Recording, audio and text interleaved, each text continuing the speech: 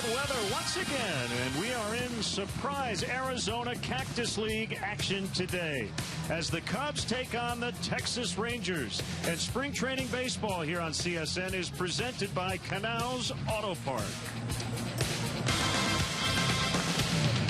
And welcome to Cubs baseball along with Jim DeShays. I'm Len Casper. We kind of had an idea of what 1 through 5 in the rotation would look like coming into spring training, and that's where we sit toward the end of spring training. Yeah, the rotation figures to be a very positive strength for this club this year. It was last year. The Cubs starters pitched to a 3.36 ERA last year, third best in all of baseball. High expectations for this group as well. Note the two guys at the end, Jason Hamill and Kyle Hendricks. Hamill firmly ensconced in that 4th spot in the rotation.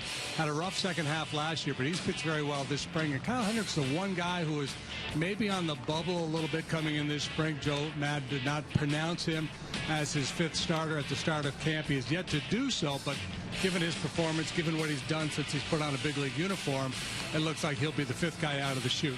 And it will be Kyle Hendricks today. And remember, he was in the Rangers organization before the Cubs acquired him a couple of years ago. He doesn't throw hard. He kind of goes against the grain in terms of what most pitchers do these days, but he knows what he's doing. One of my favorite guys to watch pitch because of that. He's got that great changeup, really moves the ball in and out, spots it so well. Just a very clever tactician when he's on the mound. All right, about a week and a half to go before opening night in Anaheim. It'll be Hendricks and the Cubs. Derek Holland, the lefty, will go for the Rangers, and we expect a lot of Cub fans here as always. Cubs baseball from AZ next.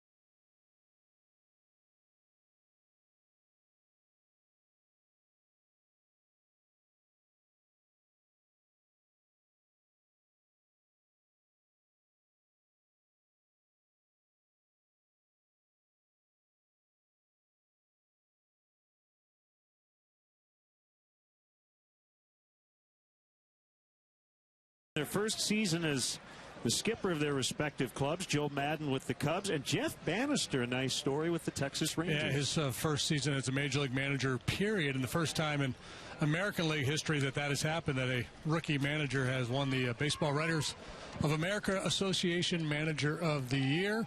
So 2 very successful skippers, 2 very talented teams with high expectations heading into this season.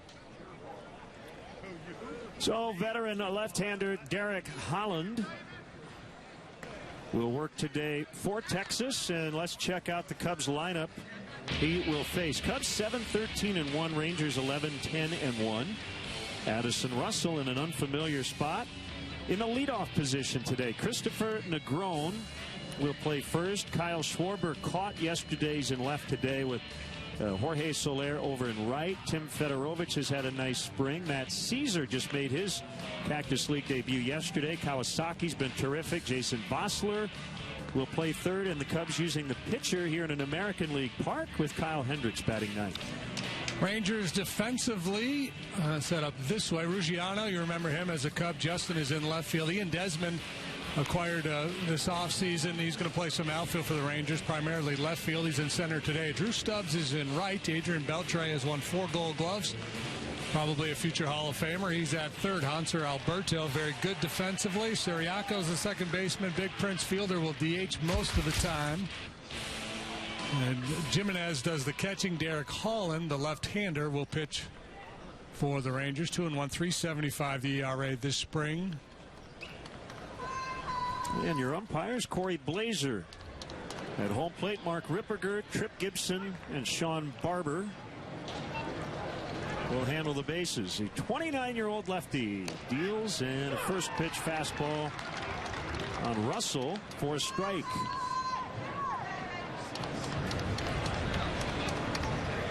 Temps in the mid-70s, low to mid-70s, which means my partner's freezing. It's windbreaker weather here today, at least in the shade. Holland not taking much time between pitches. Fielder into foul territory, and he actually had a shot at it, maybe overran it a bit. It's a ball where you think the second baseman might come into your picture, but Siriaco was playing more towards the middle of the diamond, so he had no real chance to come and bail out Fielder. So it was Prince or nobody, and nobody won. Big fella started 18 games at first base last year. Mitch Moreland will be the primary first baseman, while Prince will DH.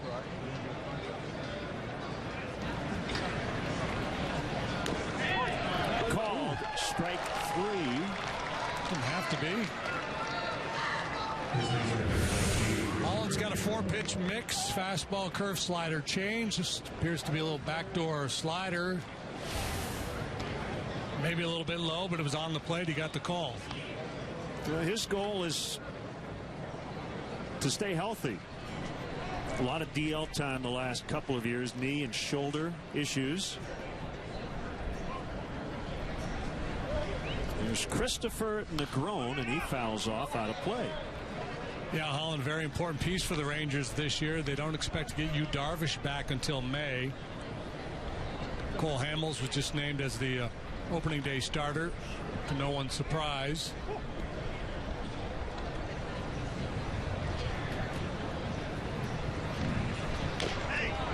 Holland did win on October 1st against the Angels to clinch a postseason berth, but game 4 of the division series against the Blue Jays did not go very well. Remember, the Rangers had a 2-0 lead to start that series as Holland strikes out the first 2 hitters of the game.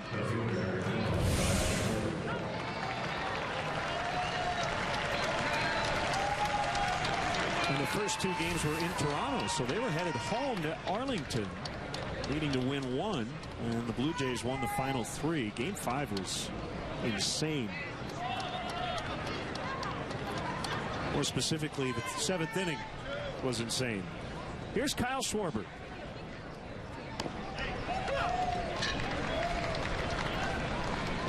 A nice day behind the plate yesterday against the Reds. Threw out a couple of base runners. He and Jason Hamill are building quite a rhythm together, and we may see Schwarber catch every 5th game or so. Yeah, I think that's a good fit.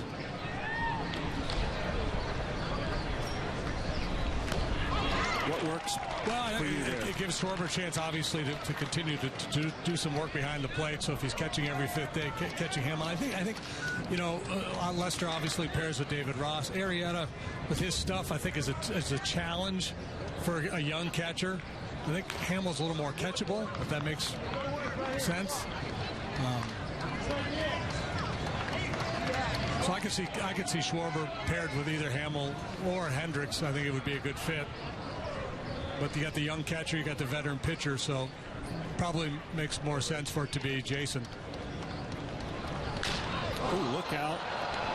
Well, the bat ends up in the stands, and Schwarber grounds out to the shortstop, Alberto. 1, 2, 3 go the Cubs. The Rangers coming up when we return.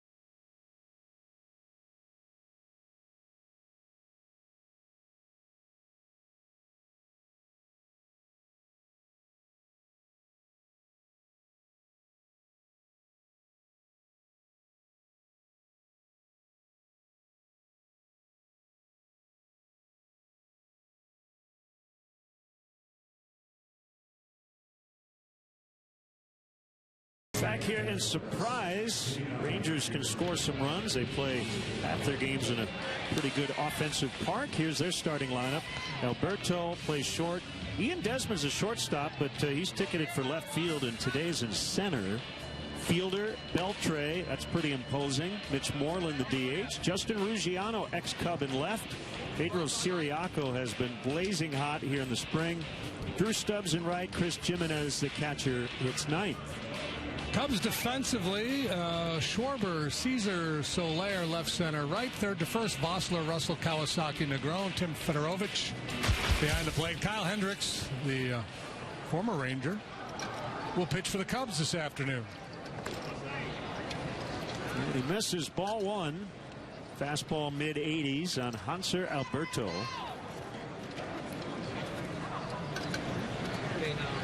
Elvis Andrus be their everyday shortstop.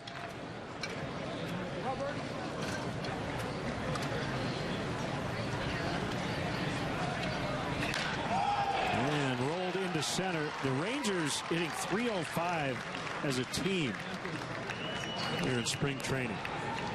I expect a lot of balls on the ground while Kyle Hendricks pitches. He's an extreme ground ball pitcher. The strikeout rate was way up last year over the previous season. And he struck out a man per inning so far here this spring, and he's only issued one walk so far. Good solid swing by Alberto and an early base runner for Hendricks to contend with. Cubs starters this spring combined with a 2.45 ERA. So here's Desmond. He signed on Leap Day, 29th of February, and will play the outfield. You mentioned Darvish. The Rangers also have Josh Hamilton, but he hasn't appeared in a spring game yet, so they're not expecting him to be ready early as the runner goes, and that's bounded foul. Hamilton coming back from knee problems, so they needed a left fielder, and they signed Desmond. Yeah, and they're not, at this stage of the game, nobody's sure what they're going to get out of Josh Hamilton when he is back. He just returned to the field doing baseball activities here today.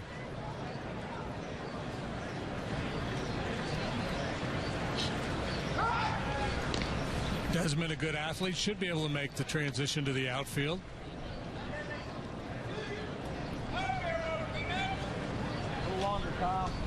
Normally, Tony Beasley would be down there at third. That's Spike Owen, the interim third base coach. Beasley undergoing cancer treatment.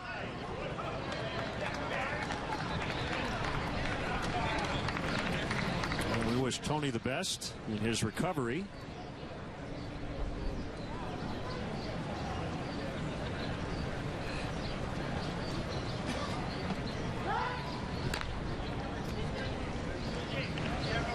There's Hector Ortiz over there at first. Just underway. Runner goes. Swing and a miss. Strike three, and the throw is not in time.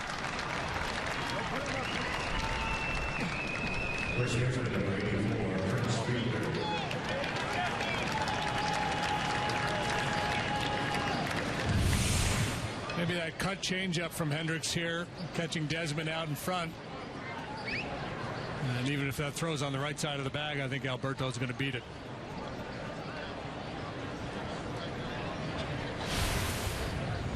We'll bring up Prince Fielder, the comeback player of the year in the American League last year. After the normally durable Fielder had his 2014 season cut short by neck surgery. And the story this spring was that he was having a really tough time getting a good night's sleep. Swing and a miss. Way out in front. And it's 1-1. So he underwent a sleep study during which it was discovered he had severe sleep apnea. He said the test showed that he stopped breathing in 1 hour 39 times. So he is being treated for that. Got a mask that assists his breathing when he sleeps. That's pretty scary. Yeah.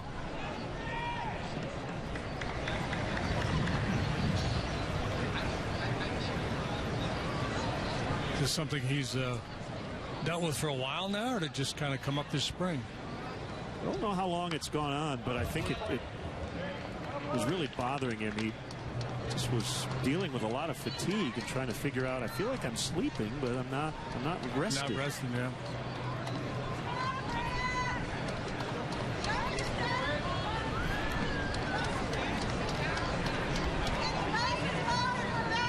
He ended up playing 158 games last year. 4 different times he played every single game while a member of the Brewers.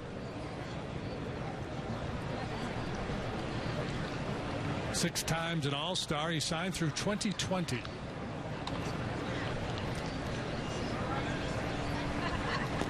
Swing and a miss. So Hendricks takes care of Fielder.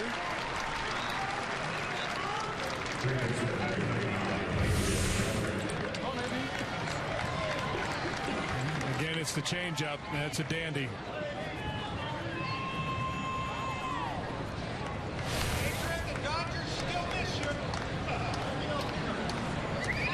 One of the most underrated players in the game over the past decade or so, Adrian Beltre.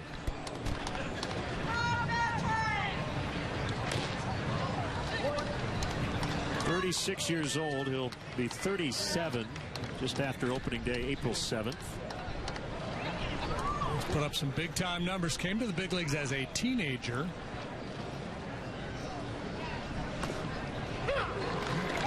Happy feet there, not set in the box, but tremendous power, high average hitter. He doesn't draw a lot of walks. Great defender.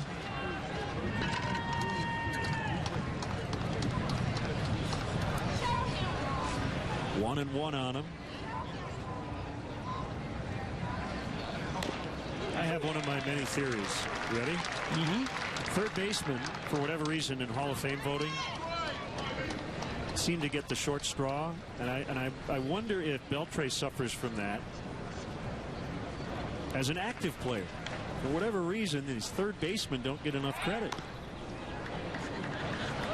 Yeah, I think a lot of it is because maybe the defense gets undervalued. You know, we talk about shortstops, we talk about center fielders, we talk about catchers, what they bring to the table defensively. Third baseman is always a position where you've looked for slugging. Well, Hendricks, after giving up the leadoff single, strikes out Desmond, Fielder, and Beltre. Nicely done. Scoreless after 1.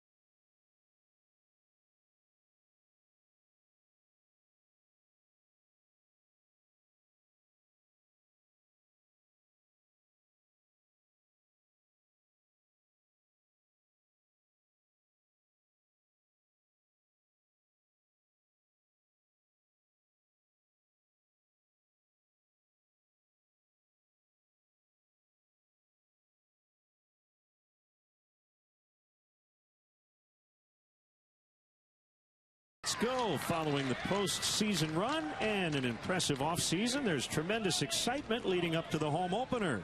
Show your support of Cubs baseball from the beginning. April and May offer fans the best availability to get the seats you want.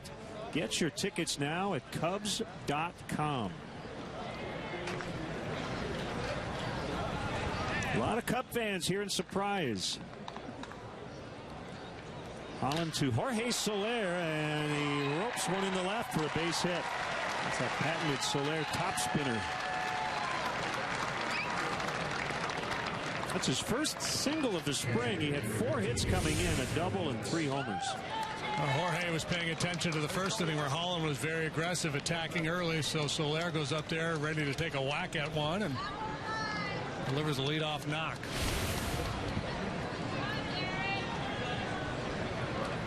Now, Tim Fedorovich, he homered yesterday, and he's been impressive this spring. There really isn't a spot on the opening day roster for him. But he's still in camp. Maybe his big league time with the Dodgers. So, I mean, you can speak to this toward the end of your career. How are veteran guys, not only pitchers, but position players who kind of start to do the math and start talking to their agent about other teams' rosters? I mean, is this a little anxious for some guys? And a lot of times you see a lot of catcher movement late in spring training. It seems to me like backup catcher type guys, you know, team gets a chance to look at a guy for a while. Maybe they feel like he's not, you know, the guy that they have in their own camp might not be the answer, so they go looking elsewhere. Deep to center. Desmond back on it, and he cradles it for the out. Come on. Whoa! Got him. Boy, you got to beat that ball. Ian Desmond just turned a double play, 8-3. Yeah, there's a little lackadaisical on the part of Soler. It's spring training, so it's a teaching moment. You obviously cannot let this happen. Certainly in the regular season. Heck of a play here by Desmond, newly to the outfield. Soler had got all the way to second base, but he had plenty of time. He's going into cruise control here. Well, they got him.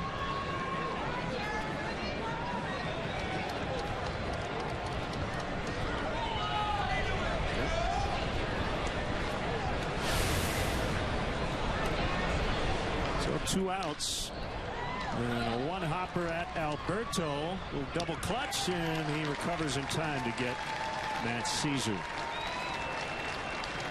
Well, we lost one of the greats, Joe Garagiola, former big league catcher. He and Yogi Berra were best of friends, both from St. Louis. One of the great broadcasters of all time as well. Joe Garagiola, rest in peace.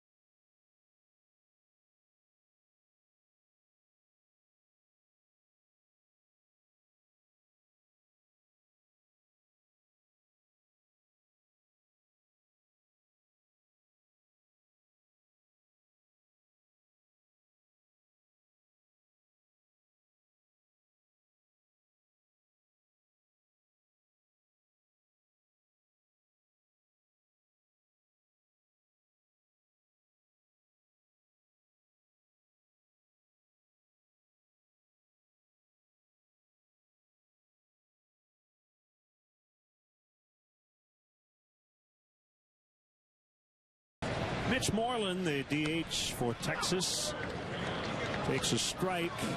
Scoreless tie. Bottom of the second. He's hitting 167 on the spring. And that is in there as well. 0-2. Kyle Hendricks, 26 years old.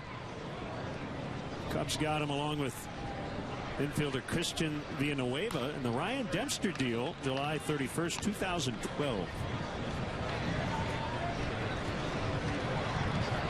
45 major league starts, a 3.49 major league ERA.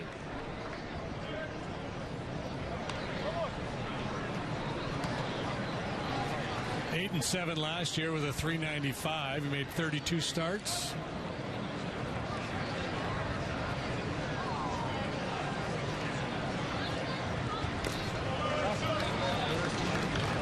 Very dependable, right?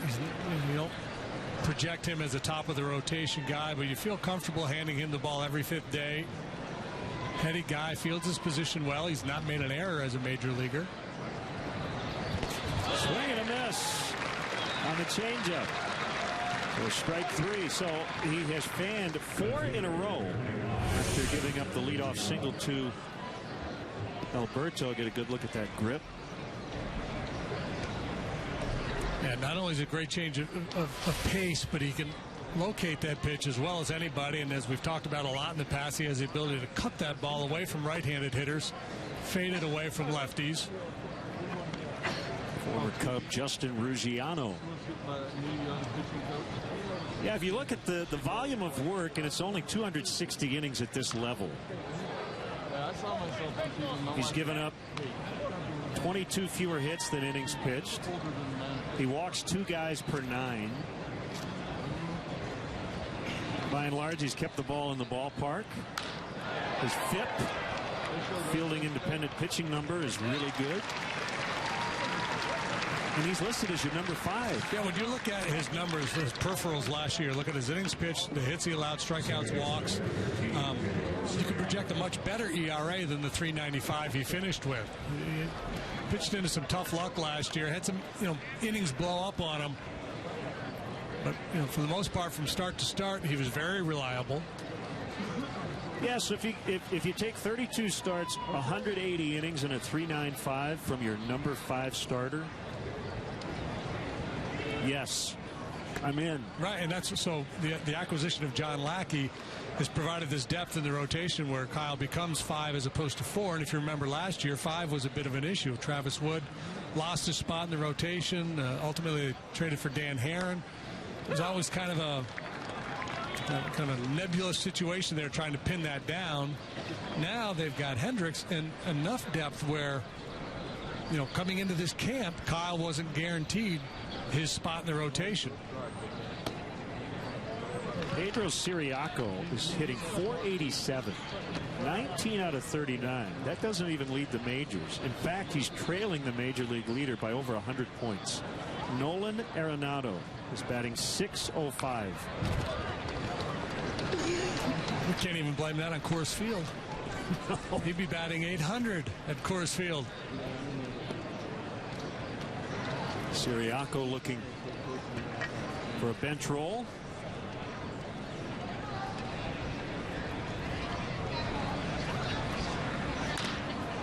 On the ground, tough play. Russell. Siriaco with another hit. He's hitting .500 now, 20 for 40. A pretty slick backhanded play there by Russell, but a wise decision not to make this throw with Siriaco going down the line. A little bit awkward there at the end.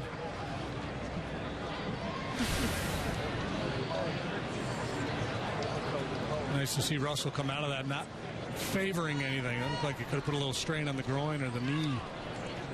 We'll bring up Drew Stubbs. And outside and high for ball 1. We referenced Joe Garagiola passing away at age 90. A fixture in recent years at the ballpark here in Phoenix. It's part-time broadcasting for the Diamondbacks. Most remember him as a player with the Cardinals, but brief time with the Cubs, 53 and 54. But best known as a broadcaster, Ford Frick Award winner 1991, and wasn't just a baseball broadcaster. No, he's a talk show host, game show host. A wonderfully nice human being. He did the dog show, right? Westminster for a while. Yeah.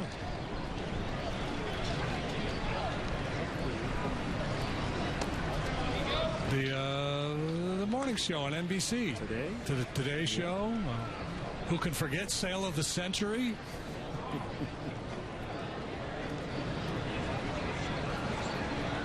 Yeah, but many of us grew up at the Game of the Week.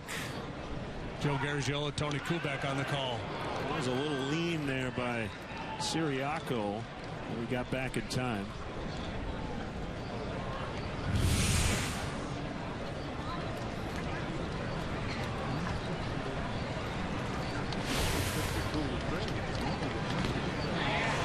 Swing and a miss.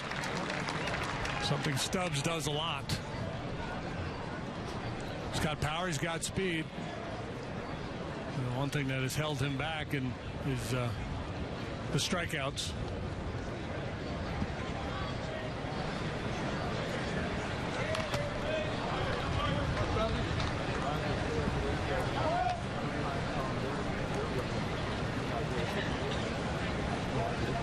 I've started kind of do a little math on the first week matchups.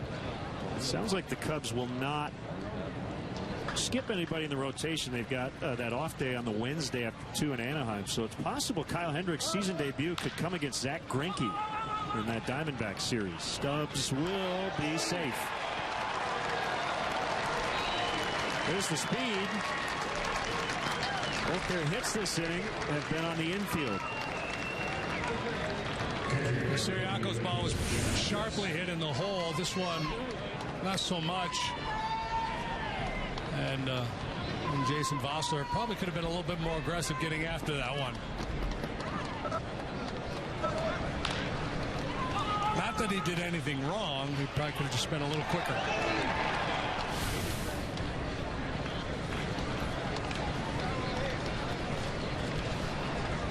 Now, Chris Jimenez, the catcher, you talked about backup catchers. The Rangers are not necessarily comfortable with what they have in their camp behind Robinson Chirinos, so they could be possibly in the market.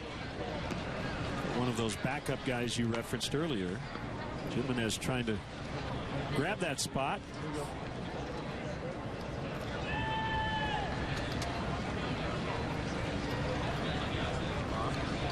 There goes Stubbs from first, and no throw by Fedorovich. Second steal of the game for Texas.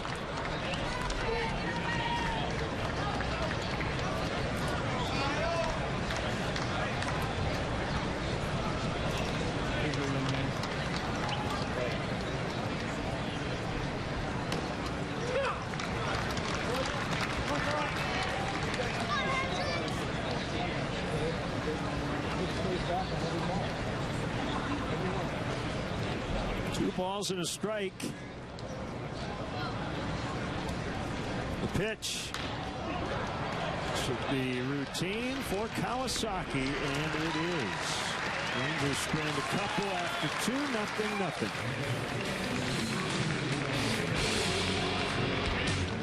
To win a national championship.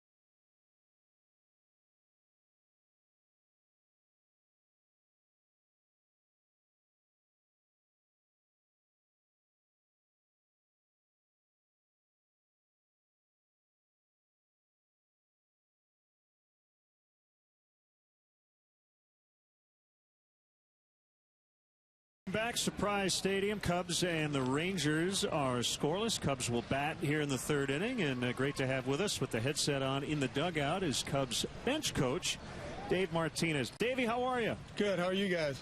We're doing great. Peachy. Awesome. Awesome. It feels like this camp has gone faster than a lot do. Sometimes you get that first week, and then you're like, oh, man, opening day can't come soon enough. But that hasn't been the case this spring. No, it hasn't. It actually, we were just talking about this today, how fast it's been going. And give our boys credit. We've had so much energy this camp. It's been a lot of fun.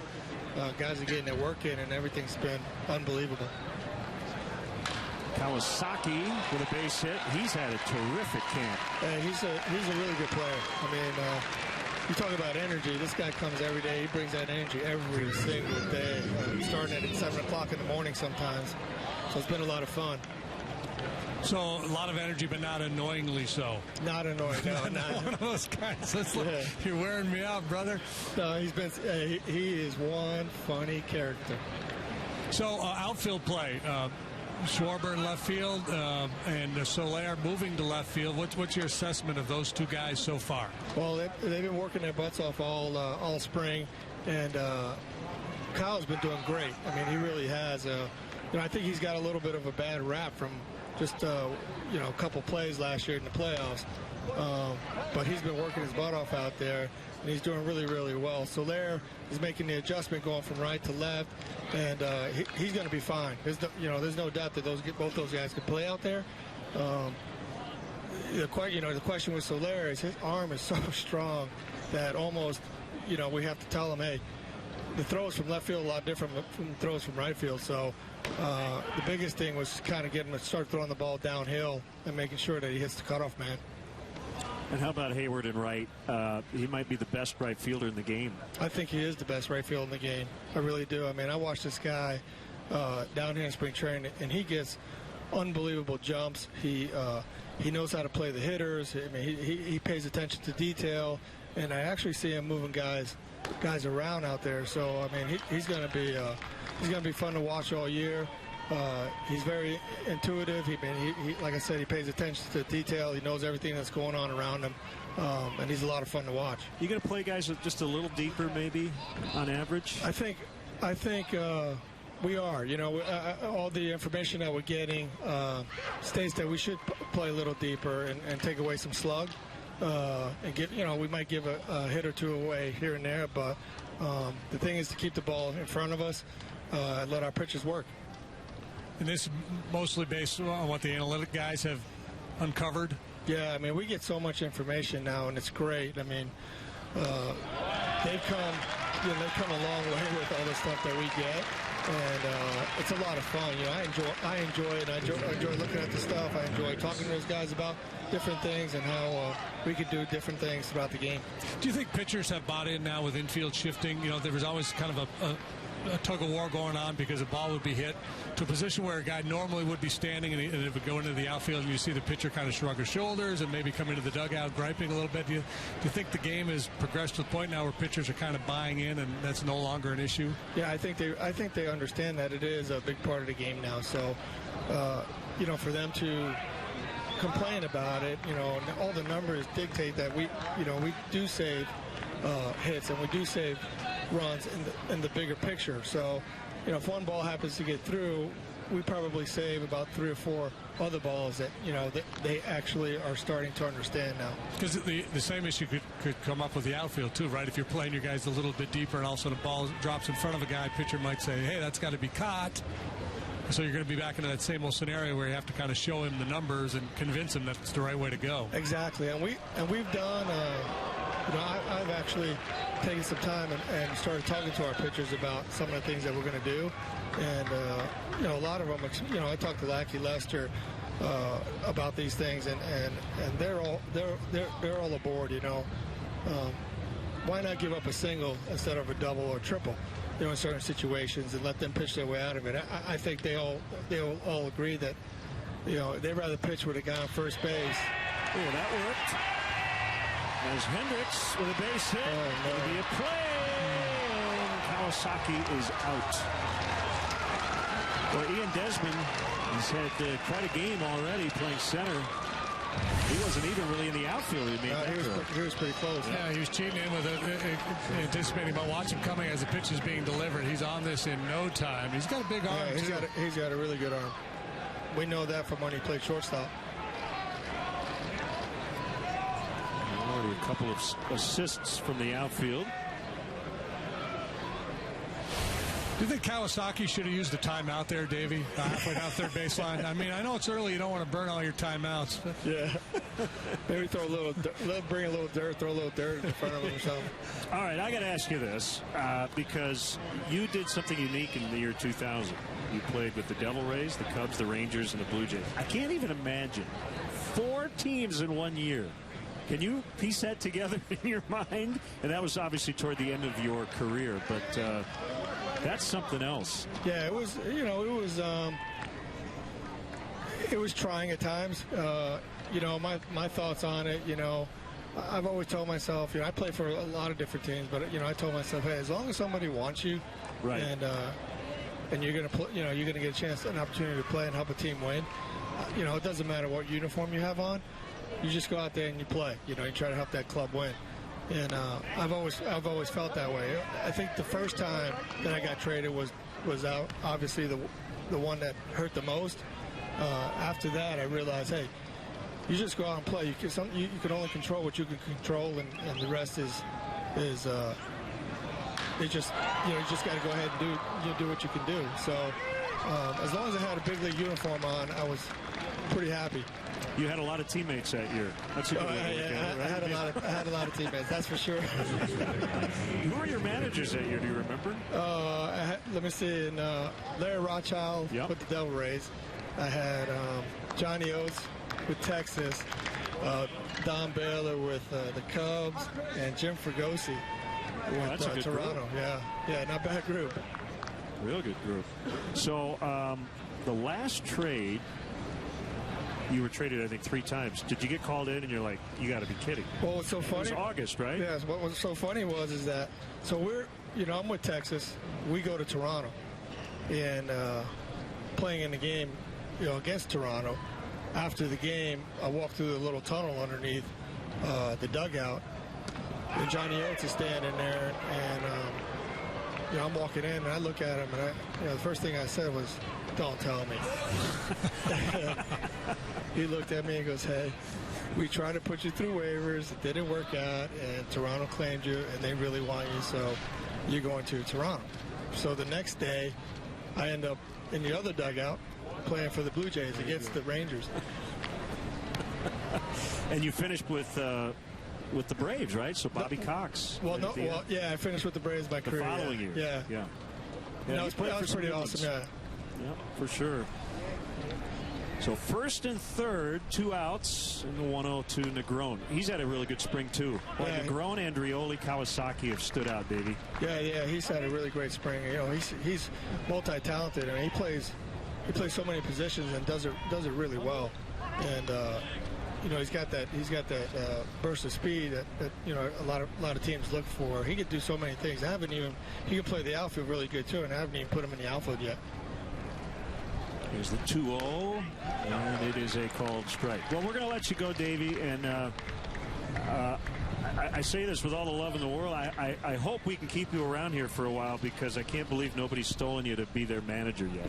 Well, I appreciate that, boys, and people always talk about it, and I always tell them that I would love to do nothing more but to win a World Series here in the city of Chicago, and with the club that we have, especially with Joe and some of the boys that are here. Yeah, let's make that a plan. Let's win a World Series ring, and then you can move on and go manage somewhere. I like that plan. All right. Davey, thanks for the time. We appreciate it. All right, boys.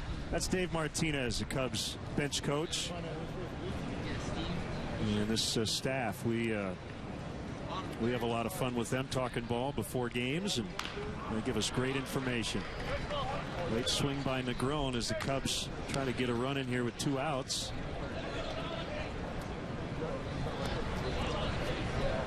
I think Dave Kingman might have done the 4 teams in 1 year. Davey, there aren't too many guys. Yeah.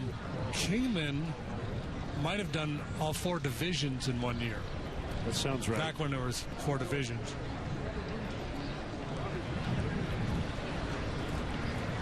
Jose Vizcaíno, too, was another one that.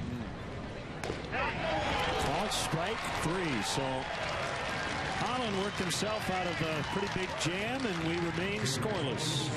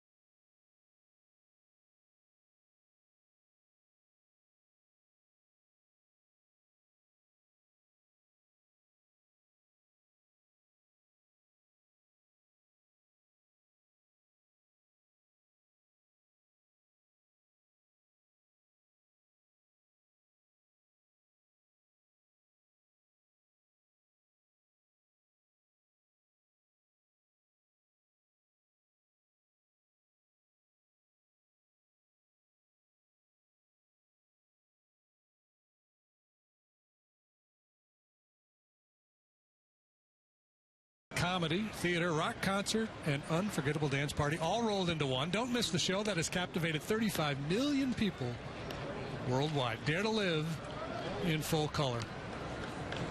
Hey, they just got done doing the chicken dance here. That's always fun. Yeah. 0-0. His team with 3 hits.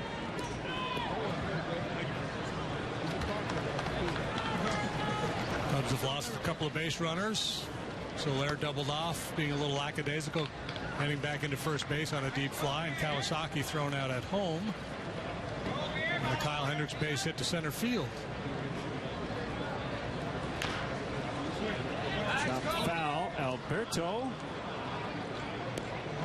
knocked in the winning run in the top of the 14th in Game 2 of the Division Series in Toronto last October. Bossler in on the grass to get him. Yeah, Rangers last year, they got off to a terrible start, 8-16. They were 9.5 games out. They ended up winning the West. They clinched on the last day. 5th team ever to make the playoffs after having the worst record in their league the year before. Hey, there's a guy we recognize. Patrick Sharp. Talking with Jeff Bannister. Former Blackhawk, current Dallas Star. It looks like the entire Stars team is here. I know. Yeah. Derek Holland's a big hockey fan, and they're playing the Coyotes tomorrow. They just flew in from Chicago.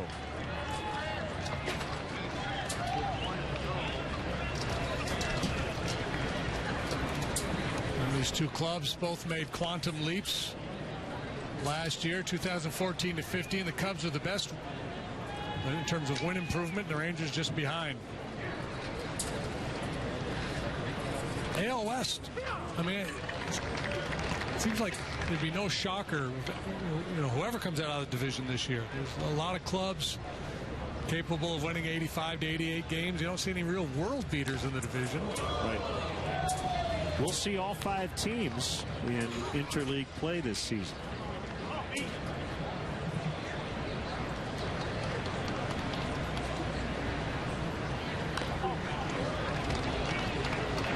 I referenced the 7th inning of Game 5. Kind of became an instant classic. It was about an hour, right? That inning lasted forever. You had the weird Russell Martin throw to the pitcher that hit the bat of Chu on the run to score. And then you had the Bautista bat flip in the bottom of that inning. So Hendricks makes quick work of the Rangers in the third. 0-0.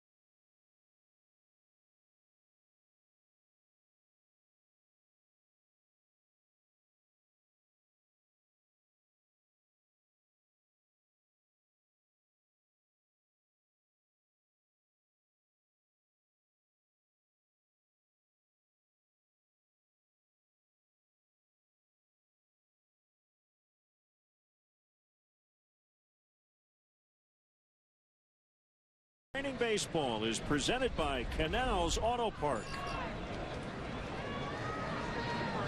Cubs Spring Training Baseball is live with MLB.com at Bat app. Stay connected all spring with radio broadcasts, video highlights, stats, news, and more. Download MLB.com at Bat, the #1 app for live baseball on your smartphone or tablet. Breaking ball strike on Schwarber.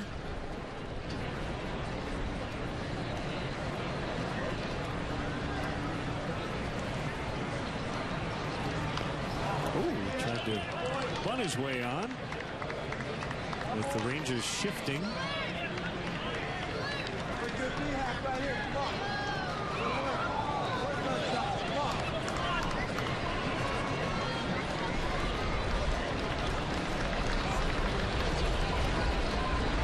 Without a home run so far this spring.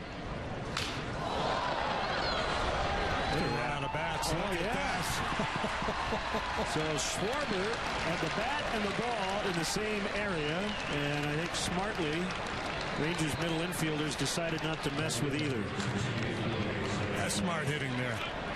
Anytime you can have the bat head fly in the direction of the ground ball, I think it's going to work out in your favor. He shattered the bat last time up. And this time, all kinds of issues out there for Siriaco and Alberto to contend with.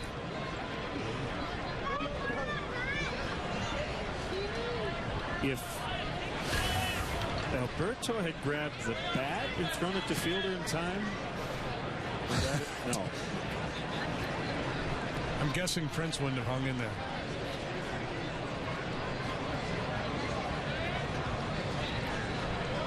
Good lead by Schwarber. As Soler pops it foul out of play.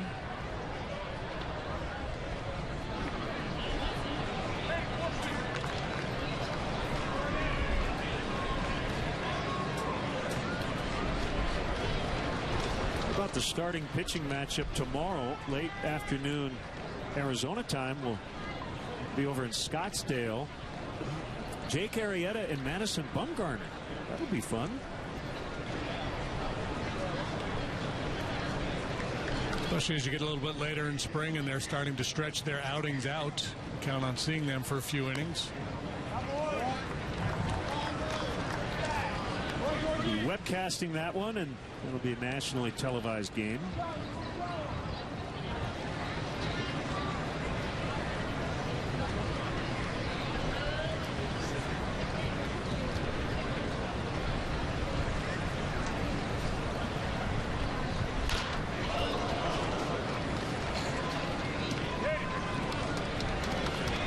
2 on Soler.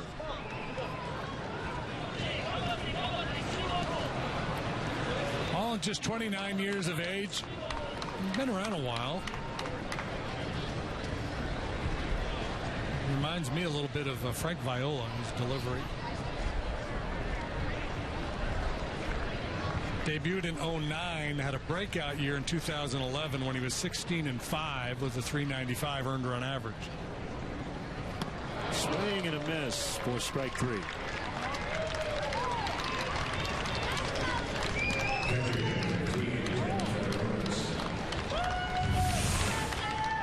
His 4th strikeout of the afternoon. Breaking ball under the hands of Soler.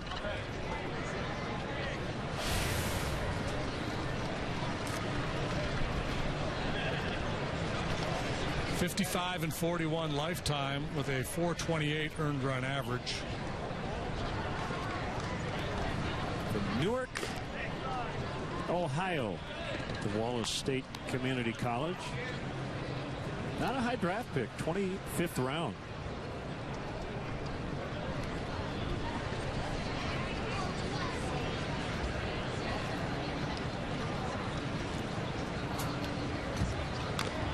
Foul tipped by Fedorovich.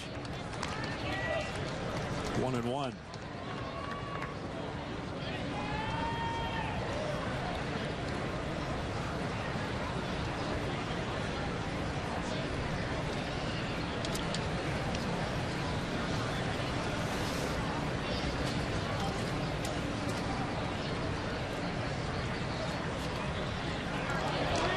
Schwarber, except fielder's throw hit him right in the middle of the back.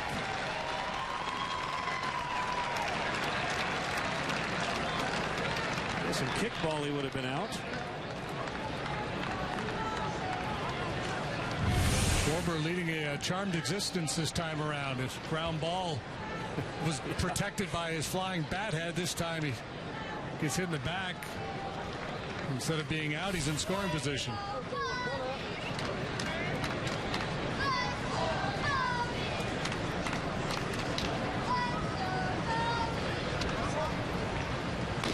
Inside on Fedorovich, whose former team, the Dodgers. Feels like it's a win for them if they get through one day without another injury. The latest, Andre Ethier. He's got a fractured right leg. Larry, 10 to 12 weeks. Something like that, yeah. Swing and a miss, 2-2. Brett Anderson, back surgery. I don't know about Brandon McCarthy coming back from elbow surgery. Ryu coming off shoulder surgery.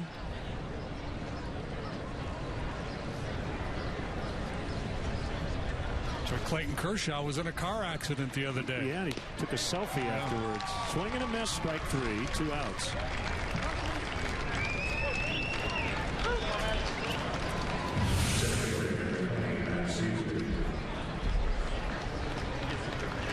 Little slide ball, maybe?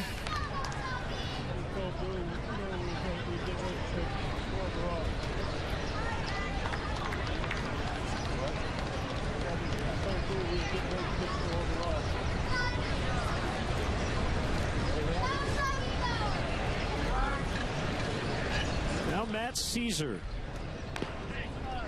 is kind of trying to catch up. He made his Cactus League debut yesterday after dealing with an oblique injury. He is out of options.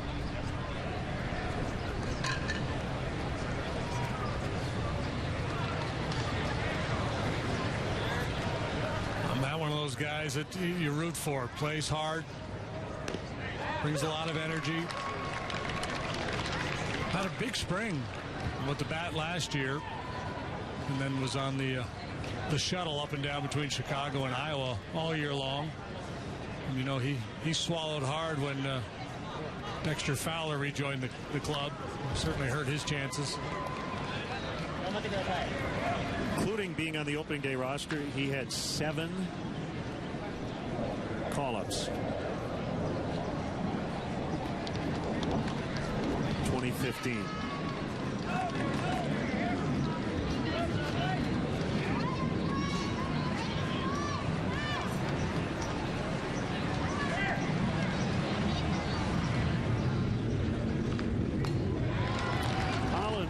strikes out 3 to end the inning as the Cubs strand Schwarber at second.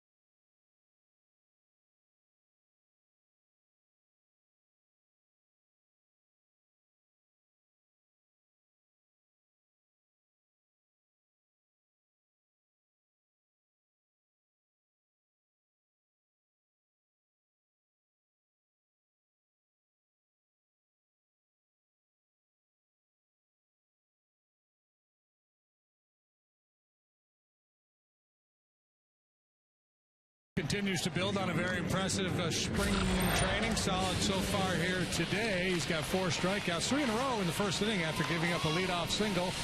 Changeup has been his best pitch, and that's what the scouting report will tell you too.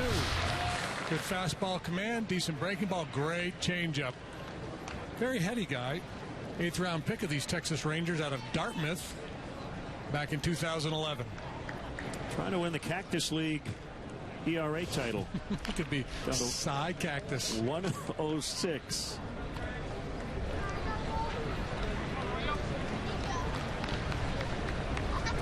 Be a painful trophy to carry around. Beltre with a home run swing. This is actually a doubleheader today. They have the second annual Futures game between Cubs and Rangers prospects. They played one in Mesa last year. Hendricks has got to get over there, and he'll take the feed, but the ball missed the glove as Negron threw behind him, and in fact he told Kyle, that's on me. Negron will be charged with an error. This is not an easy play. You see where Chris is playing to begin with, so he ranges far to his right because of the shift. That creates a very difficult angle for him to make that throw to Hendricks, but the throw was behind Kyle. It'll go as an E3. Beltre turned toward second base. Fedorovich had backed up. I don't think he had a real shot at him, however.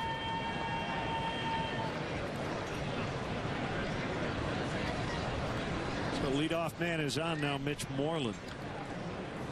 Yeah, so about 30 minutes after this game, they'll have the prospects do battle. And the fans who are here, their ticket for this game will be good for that one. And each club will get a charitable donation from today's proceeds. Albert Almora, Jamer Candelario, Wilson Contreras, among others in that lineup.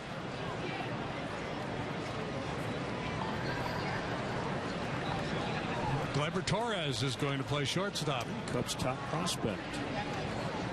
Willie McKinney, Ian Happ.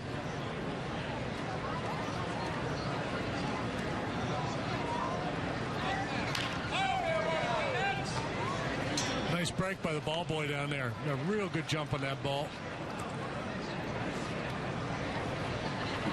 Can't afford to let that ball play you. He's playing deep. I don't know if I've ever seen a ball boy play that deep. Well, the analytics here. Right.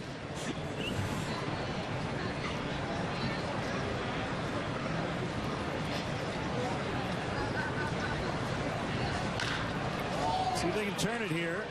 Shortstop to third baseman to first baseman. They get it. So it goes 6-5-3 with the shift put on.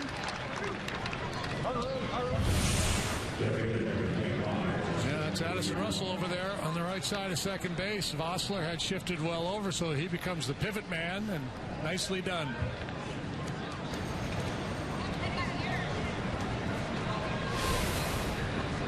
Two outs, nobody on.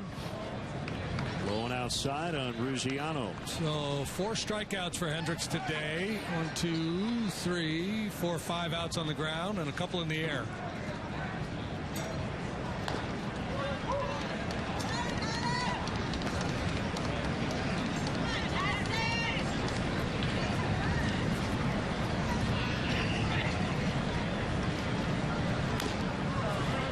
That Futures game is going to be broadcast on Rangers television. Dave Raymond will be on the call, so he gets some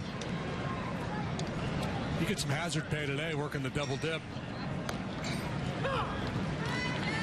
He's over there with Steve Busby right now calling this one, and then Dave will fly solo for the Futures game. Pretty much everybody in the Cubs lineup for that game, we've seen them at some point here in the Cactus League.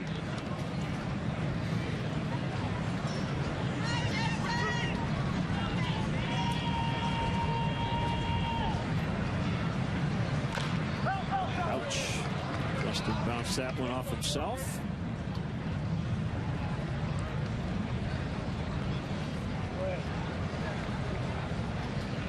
Ruggiano, well traveled, has played with a number of different teams now. We saw him in Chicago, and we had him. He could handle the fastball, struggle with the off-speed stuff.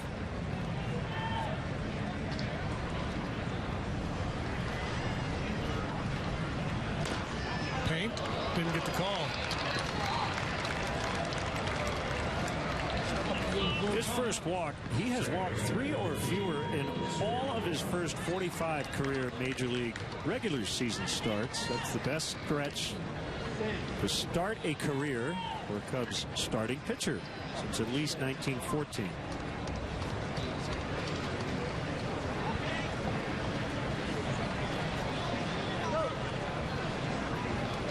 Siriaco with an infield single in the second to up his average to 500.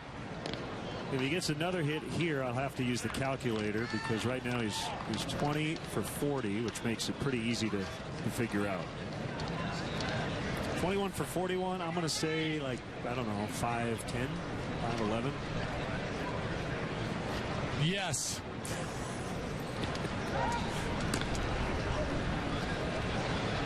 Come on, Siriaco. This isn't wiffle ball. It's not that easy.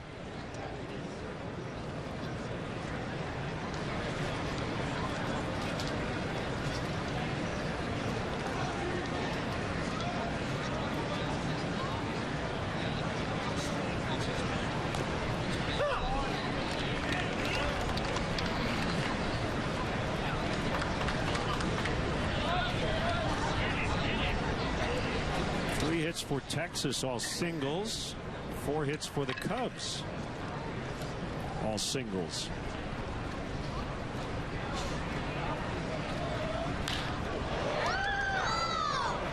Schwarber on the warning track, hauls it in right in front of the 379 sign, so that pushes Siriaco back into the 400s. 489. 489.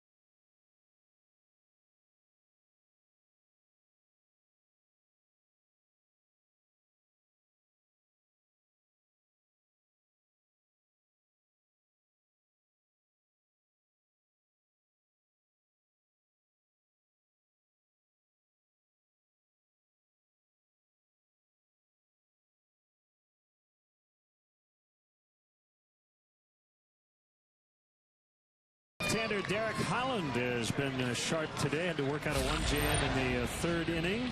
He just missed some bats. Yeah, the little sinker or cutter that he's throwing down and into the right-handed hitters, that was the slider. That's been a very effective weapon for him. So he cut right-handed hitters pulling off that ball a little bit. They would be well served to maybe take a little bit more of a middle away approach. But he has a little Al Leiter in him too. I made the comparison to Frank Viola earlier. Leiter had that cutter that would get right in on the right-handed hitter's hand, so he felt like he had to get the head out in front or you're just going to get jammed. And I think right-handed hitters have that sense when facing Holland as well.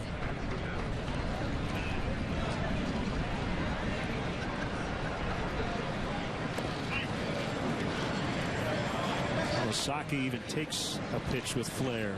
1-1. It's kind of his signature move, isn't it? That down to one knee take.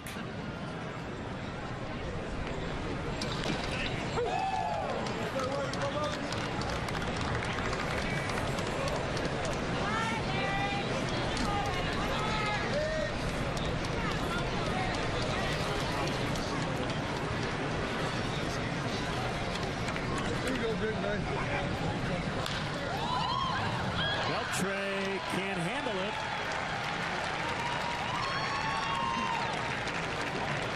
And he's sure-handed over there, so Kawasaki is on. We say it time and time again, that can be a tough chance for a third baseman when a left-handed hitter hits the ball in his direction like that. It just doesn't happen that often, and Beltre may be a little bit late setting up, and then the hands didn't bail him out. Not an easy chance, but a play you would expect Beltre to make. Vosler getting the start today. 16th rounder, 2014 out of Northeastern University. And takes strike one.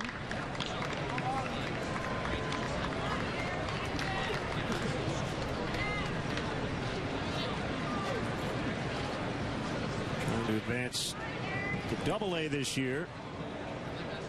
Split the season between South Bend and Myrtle Beach last year. 22 years old.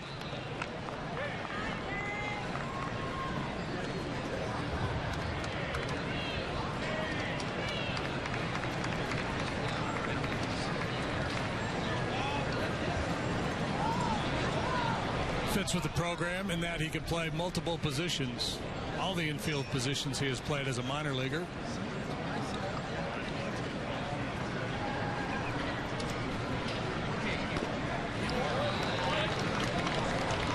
One and two.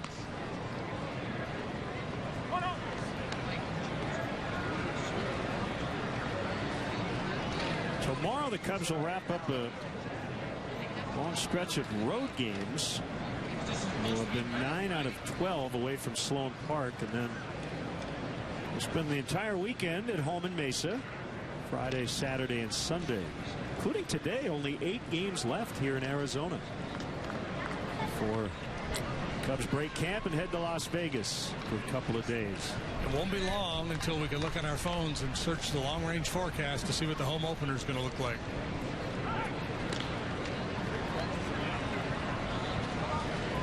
You don't really have to look to see what the weather's going to be like in Anaheim. It never changes.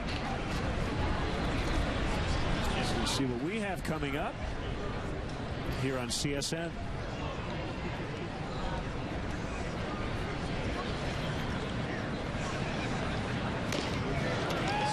Miss, strike 3. We put that final game in gold only because it's in Las Vegas, but that's where your wallet will either be a lot heavier or a lot lighter.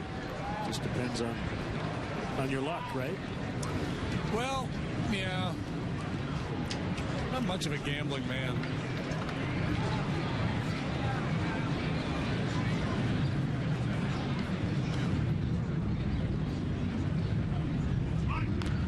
Bunts. Jimenez will throw first.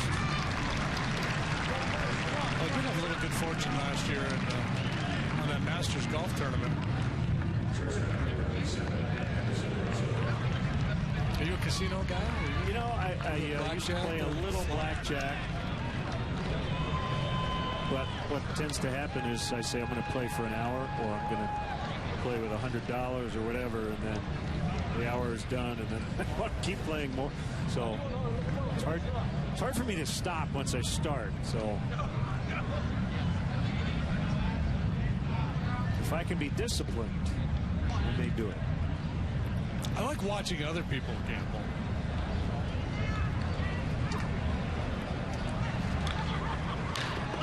Russell hits it way up in the air as Desmond will give way. It's caught by Stubbs.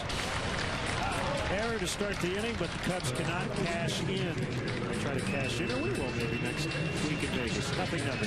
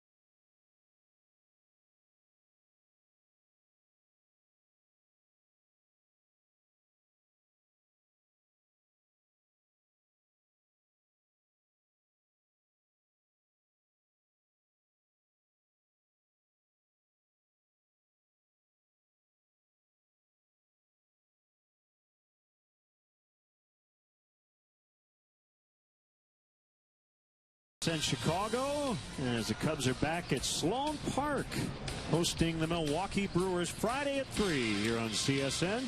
Brought to you by Canals Auto Park. So Friday here on CSN. Saturday we're on WGN as Stubbs rolls into center and a leadoff hit. We'll have Sunday's game here on Comcast Sportsnet, and Tuesday. A lot of television coming up. Stubbs is 2 for 2. Catcher Jimenez. I feel like that guy was turning those chicken breasts a little too early. I think he should have let him cook a little bit longer on that one side. But it's spring training for him, too. Hey, baseball analysis and cooking tips from Jim DeShays. What more could you ask for? Got to go a little longer there. You got to get those grill marks, get that sear in there a little deeper. I want to play a little run and hit here with Stubbs at first base and a ground ball machine on the mound. Just try to stay out of a double play.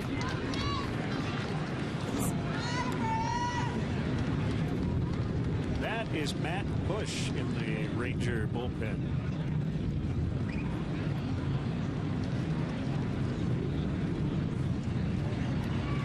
Of course, what you do in the regular season, you might not do in spring training. And what I mean by that, in the regular season, you're just playing to win the game. In spring training, it may be a case where Jeff Bannister doesn't want to take the bat out of Jimenez's hands here. Right? Just go ahead and swing. Have yourself a good at-bat. Try to drive the ball. 0-2, he's in survival mode. Well, there could be that double play you mentioned. 6-4-3. Yeah, that's the recipe for a double play ball there, right? You got a ground ball pitcher on the mound. You got a weak hitter in a defensive count where he's not likely to put a very good aggressive swing on the ball. He's just trying to make contact, and he probably would have been better off Probably would have been better off not making contact. 2 quick outs for Hendricks.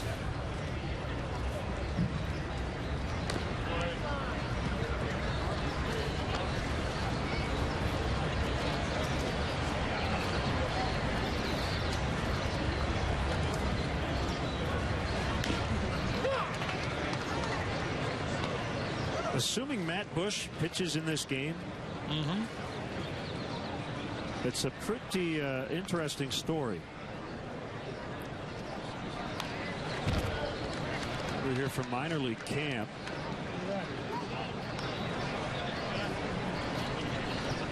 He is a former #1 overall pick. The Padres. Is that Matt Bush? That is that Matt Bush. He was a shortstop. Deep and foul. Bush spent over 3 years in prison for a car accident, 2012, driving under the influence, and he is trying to make a comeback. A story by Evan Grant from the Dallas News says he's staying with his dad near this complex. He does not have a driver's license, and they're expecting him to start the year at AA. So kind of a big story here. Wow, as yeah. Matt Bush gets set to pitch a couple of innings in this game. That'll find the gap. Schwarber will cut it off. Alberto hustling towards second, and he's just in.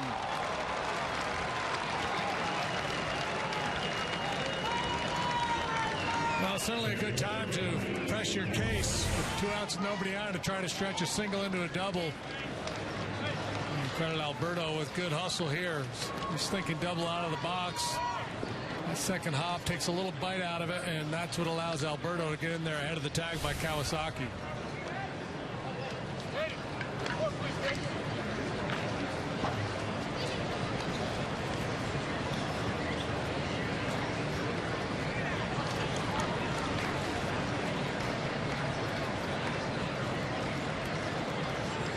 Desmond with a couple of big plays defensively from center. Throw to second easily.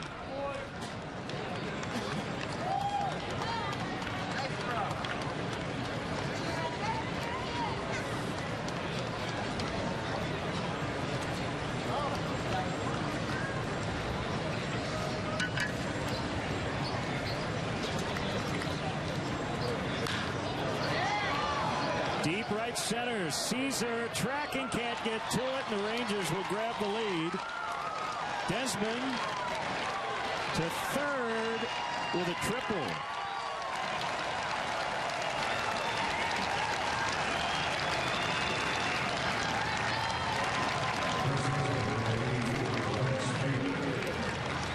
Third hit of the inning for the Rangers. Single, double, triple. The double was a hustle double. This triple by Desmond really well struck. Takes a little while to admire it before taking off, but still manages to make it all the way to third base.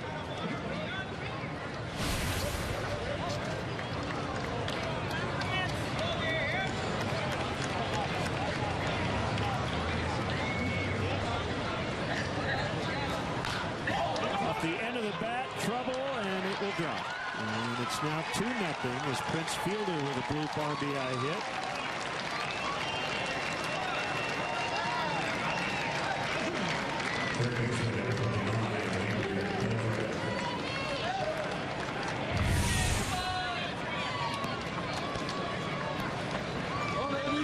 Well, it's a bit of good fortune for the big guy. That's a pretty good pitch. He hits it right off the end of the bat.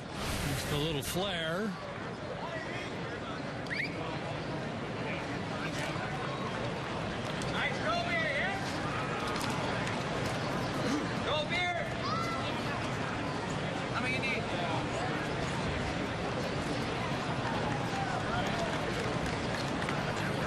Beltre takes ball one.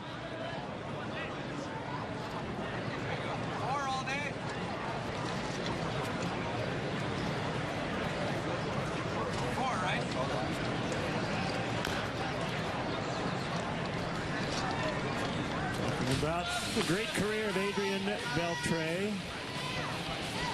Yeah, it puts him among the greats. I mean, look at all the Hall of Famers on that list.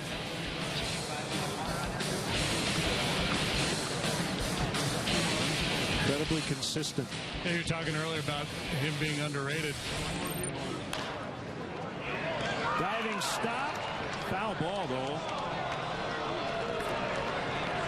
I think maybe some of it is the markets he has played in, too. And then the fact, you know, he hasn't spent his whole career with one team and kind of become that iconic player. A few years in LA, a few years in Seattle, one in Boston, now, what, year 5, 6 maybe with the Rangers? He's been around a long time.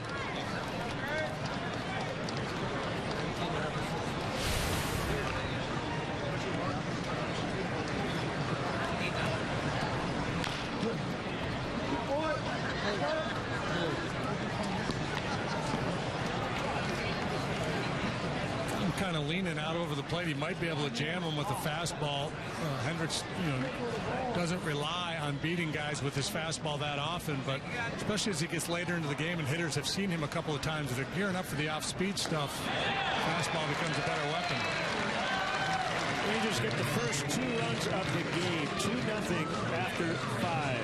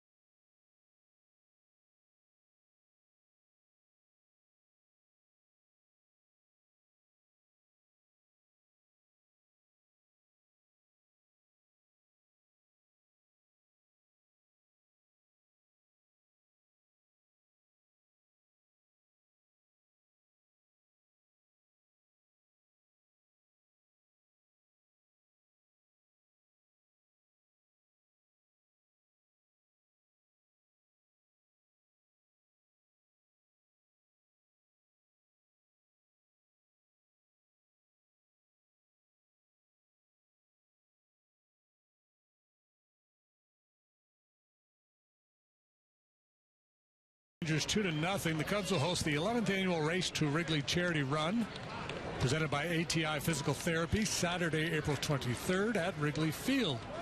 5K course runs through the streets of the Lakeview neighborhood and concludes at Wrigley Field. Cubs Charities will donate proceeds to support critical care needs for pediatric patients in Chicago through Advocate Children's Hospital. Sign up at racetowrigley.com. So here is the aforementioned Matt Bush.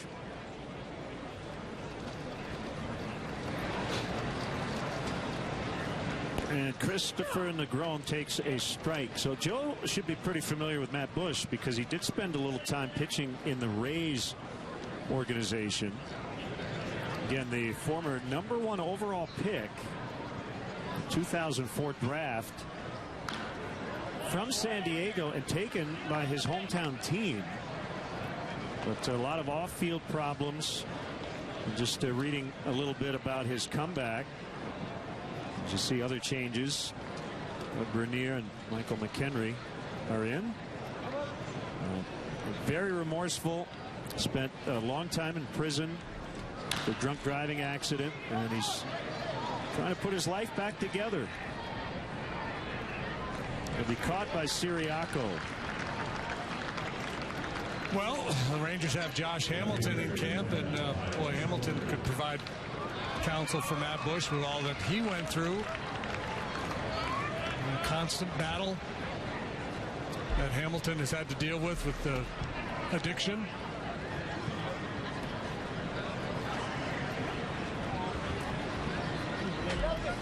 In 2011 is when Bush made the move to the mound.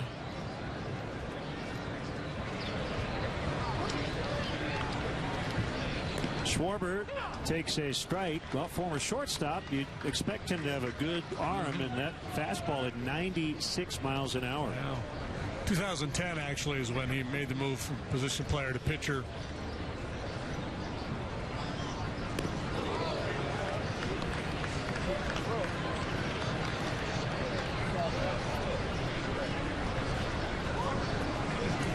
Two strikes.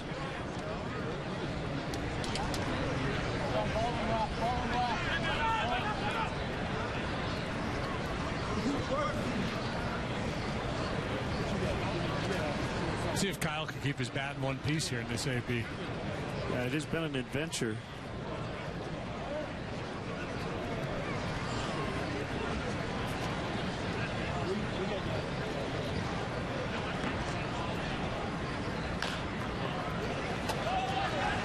Charged by Bernier, and he got him.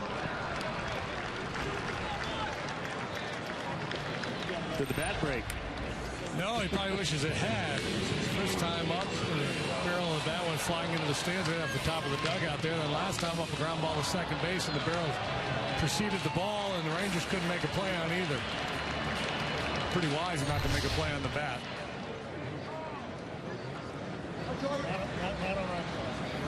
This got to be a big moment for Matt Bush, even though it's an exhibition game, to be on a big league mound.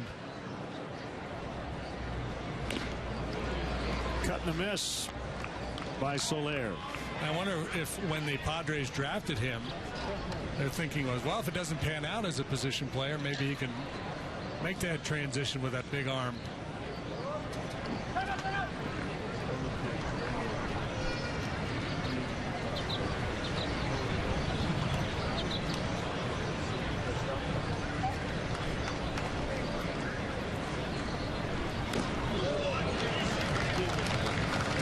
Fall from grace is the top pick in the draft.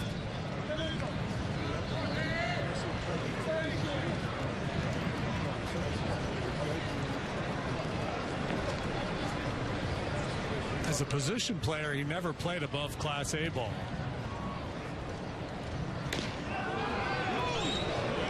Dismissed. 1-2.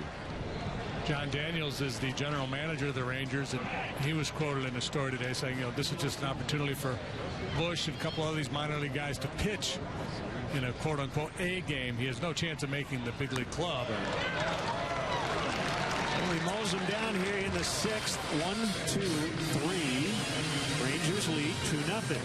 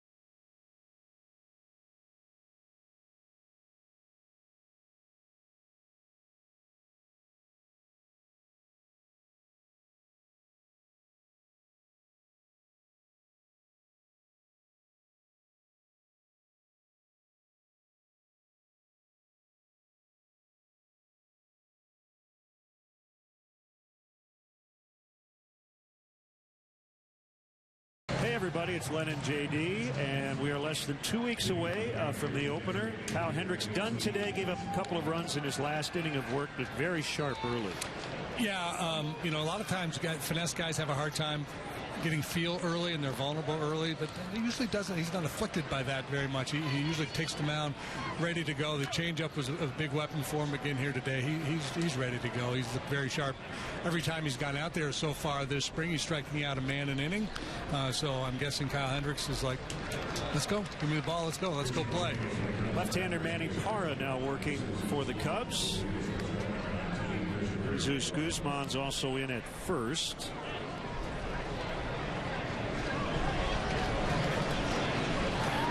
The other thing about Kyle Hendricks is there's Guzman at first base.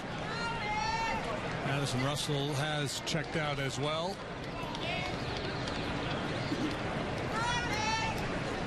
I'm not sure who's checked in. I just know that he's checked out. So every time about Hendricks, just to finish the point on him. Oh, it's Negron over there playing short now. If you're Kyle Hendricks, when you came into this camp not guaranteed a spot in the rotation, you knew you kind of had your foot in the door. It was your job to lose, so to speak. And you've performed so well to this point. And maybe Joe has told him, yeah, don't worry, you're the guy. Maybe he hasn't. And you're always fearful of that one disastrous outing that's going to get people thinking in the other direction. So in his mind, he's just steady as she goes, keep doing what I'm doing, and I'll be fine. And certainly that was the case here today. Bounce to Negron. I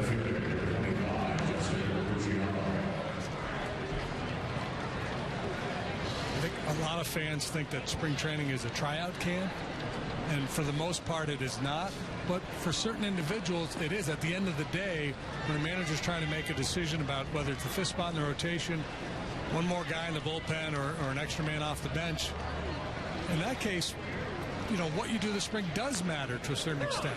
Maybe not as much as what your resume says or what you did last year, but you know, it can be a difference maker.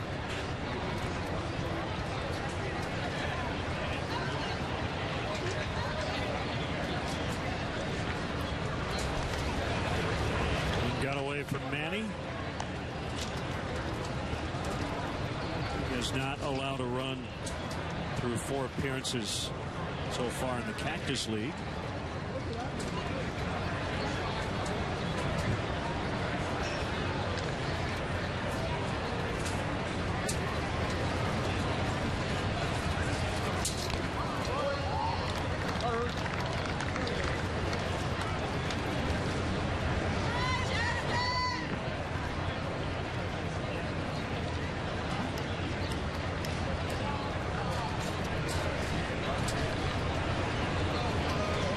This is 1-2. He held.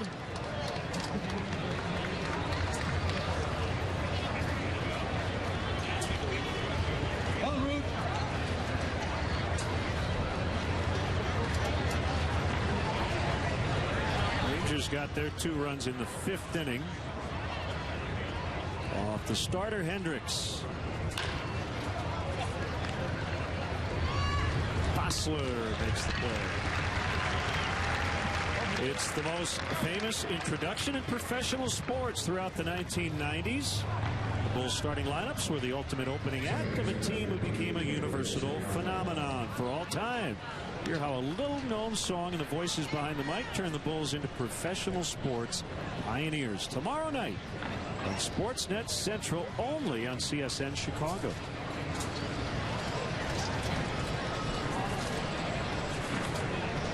Siriaco with an infield single and fly deep to the warning track in left center.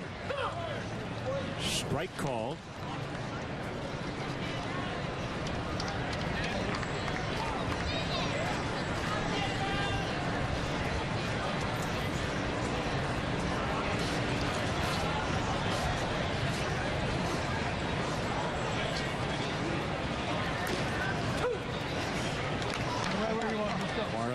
Ahead 0-2.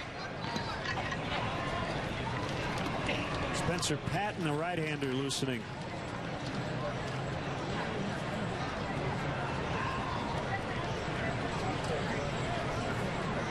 Cub, former Ranger. Toward the hole and a base hit. He could not be stopped. Back to 500.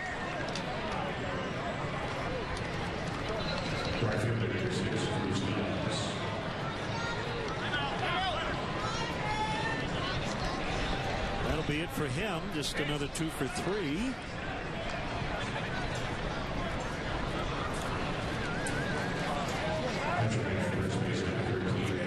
Edwin Garcia will pinch run. We're talking about blackjack earlier, just kind of playing the odds and hear about the hot hand theory and that whole thing. Could you make a case, as you weight spring training averages, with guys who have a little bit of a track record at this level? The guy hits 118 in March versus a guy who hits 500. You go, well, the guy hitting 118, he's going to have a hot streak coming, and I'd rather have it be in April. Whereas the guy who goes 25 for 50, you go, well, this can't continue. Yeah, you probably the reverse could. Math on that. Say that. Yeah, and that would be great. I would love to hear that conversation as the guy hitting 500 is sent down to the minor leagues.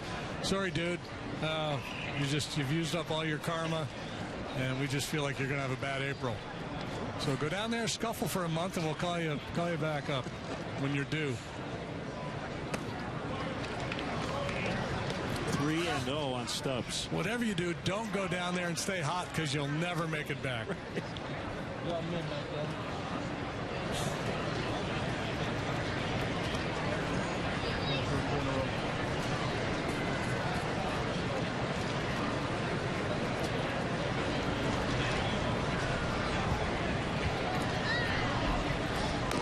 Well, we joke about it, but there is something to be said. And some teams have exploited the marketplace in that certain guys having a good track record and then having one bad year. And the stock goes down. You sign him to a minor league deal or whatever, and you bring him in, and he kind of gets back to what he normally does. We see a lot of teams do that. That's more on a bigger scale. Well, yeah, you take a look at a guy who's, if he's still of a certain age in the prime of his career, when he still, should be producing at a high level, or at least at whatever level you would expect him to perform at, that his resume would suggest. If he has a significant drop off, as long as he's healthy, you could make a pretty good bet that he would bounce back. Swing and a miss. As Parlo's another scoreless inning. Cubs trail as we go to the 7th, 2-0. How was that for a wordy response?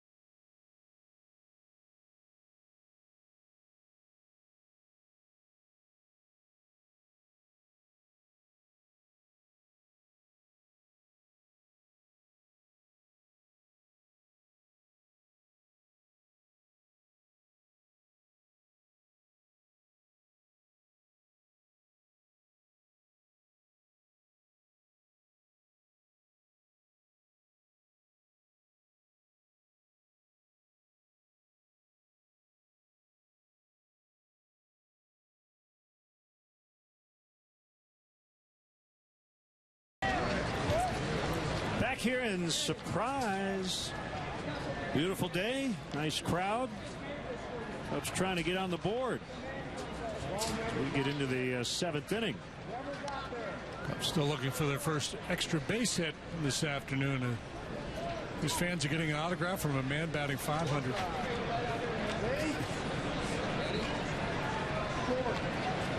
Got a lot of newbies out there for the Rangers. We'll catch you up as we go along.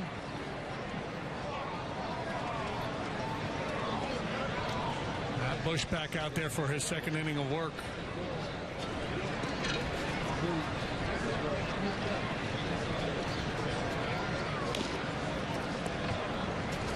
You might have to help me out here.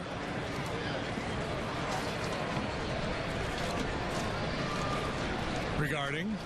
Who's playing where? Oh. Johnny New Guy. Marte is the shortstop. Ooh, that's it. Deep left. And caught by Mr. Hoying. Jared Hoying. That's what you do when you weed the garden. Luis Marte, I believe, is the shortstop. Okay. Ryan Rua is the first sacker. Garcia stayed in to play second base. Okay. Strike to Caesar.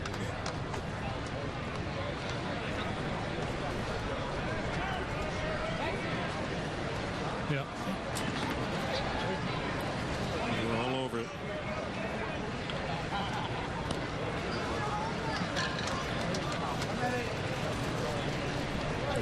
Matt Bush has retired all 4 batters, getting ahead in the count.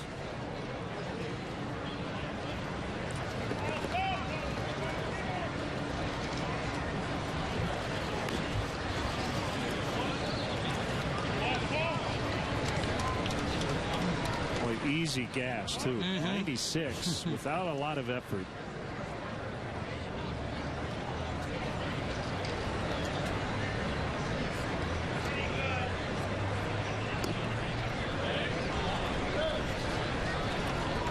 It's even 2-2.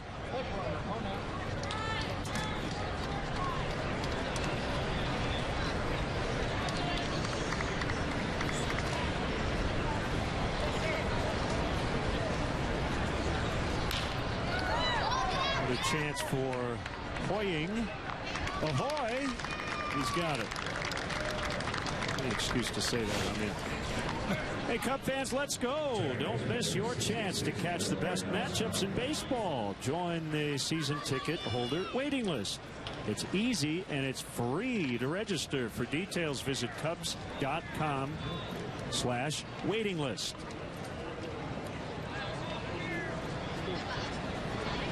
Kawasaki on both times, a single and then reached on an error. 97 that time for ball 1.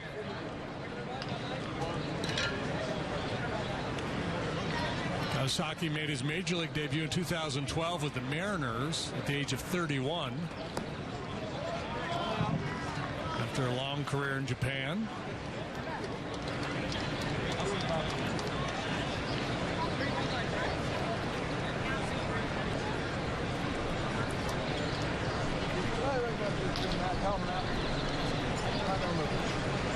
I guess his primary strength, other than his great personality, we were talking about that earlier. You can't personality your way onto a ball club. He's very versatile, can play a lot of different positions. He's having a good spring with the bat, but that's never been his calling card, not in the States anyway.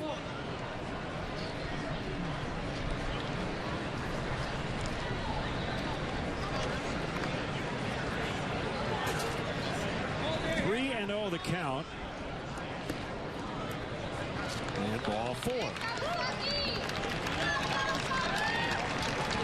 Minori hit .214 last year in Toronto, just 34 plate appearances, spent most of his time with AAA Buffalo. Hit .245 there. Career as a big leaguer, .234 hitter.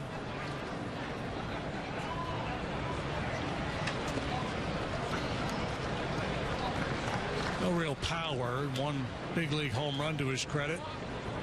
712 plate appearances. Strike to Vossler.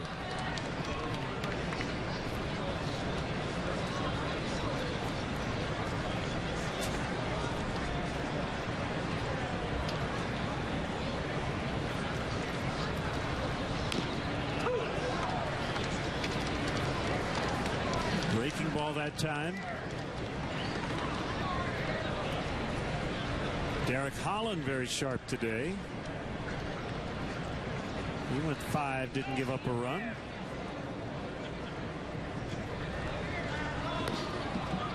And that pitch is low.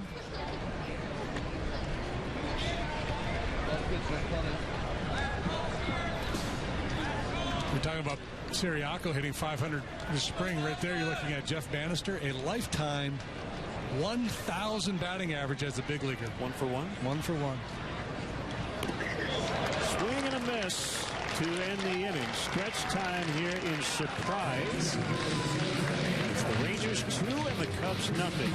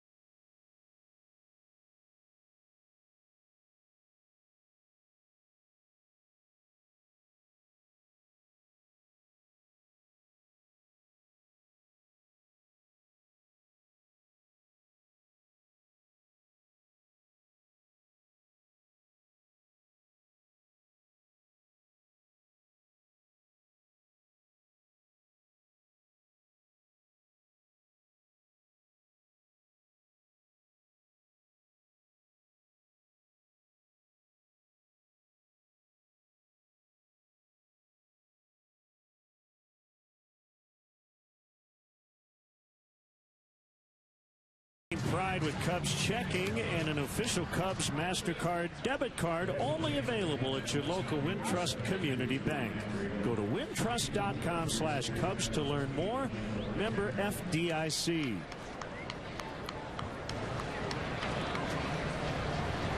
Couple of changes. Spencer Patton, an ex-Texas Ranger, put together a fine spring. In a Cub uniform, now pitching, John Andrioli is now in center. And there's a glove out on the warning track.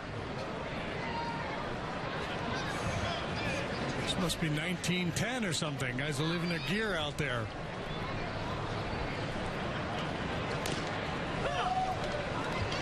Michael McHenry now catching. Takes a strike. Patton pitched 27 times for the Rangers last year. Did not have a lot of success. He had an ERA of 9. 24 earned runs and 24 innings of work. He did strike out 28, though, in those 24 innings.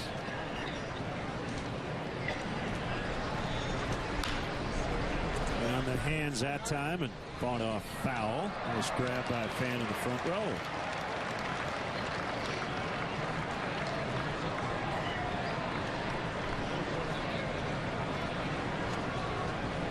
Spencer is 28 years of age. He's from Urbana.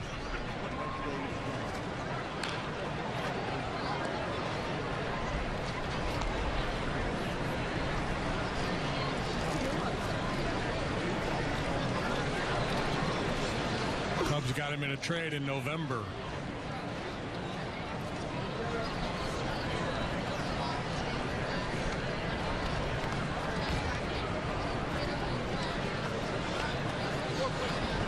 One ball and 2 strikes on McHenry.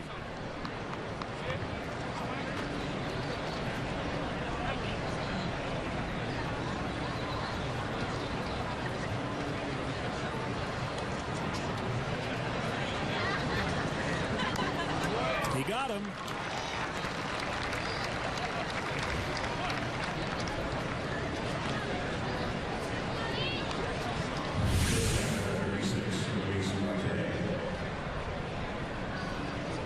McHenry waving at the slide ball. Now Luis Marte, the shortstop.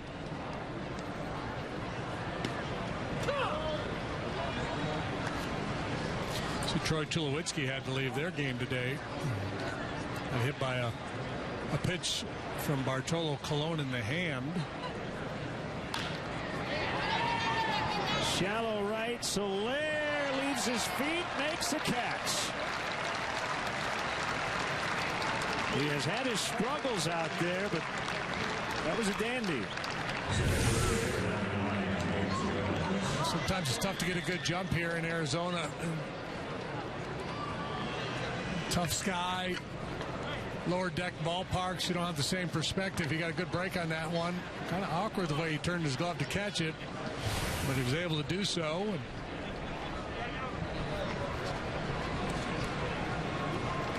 Work in progress. We were chatting with Davey Martinez. If you weren't with us earlier in the ball game, he's very confident that Soler and Schwarber are going to be just fine in the outfield.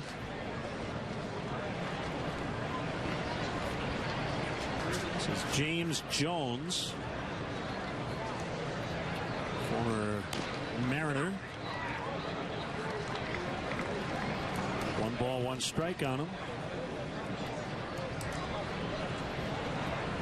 Not an ancient Mariner, but a former Mariner. Correct. I think Gaylord Perry was the ancient Mariner.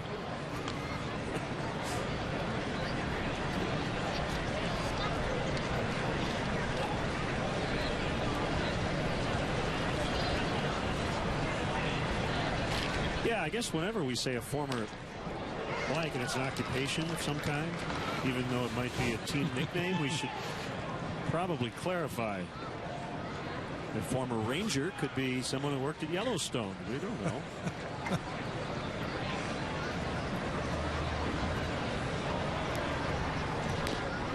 Called strike 3. So Spencer Patterson continues to impress. He's a former Ranger. He is.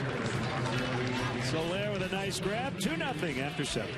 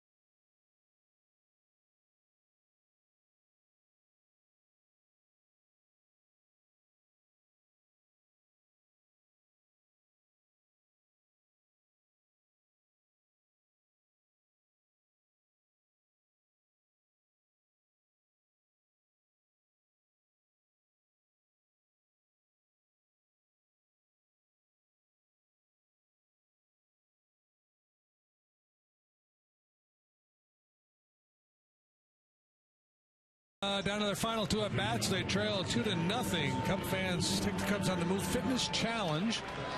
Cubs want to hear from kids ages 7 to 13 in the Chicago area. Tell us why fitness is important and how it is part of your daily life. Submit your entries at CubsOnTheMoveChallenge.com. Do so before April 4th for your chance to work out with Cub players.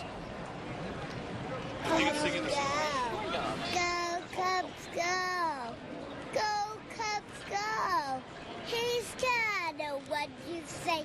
Cubs go, no one to stay. Nice job. Good stuff.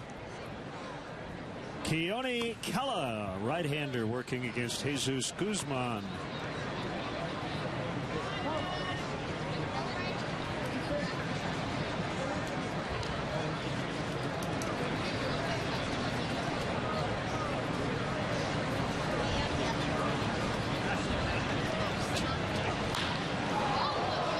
Deep center, but playable. Jones makes the grab. And he now just noticed the glove on the warning track, and really was a young Cub fan. He's a very happy camper now.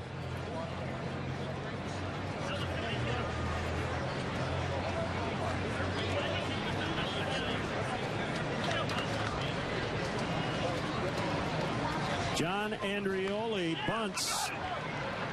Couldn't get Kela too far off the mound, unfortunately.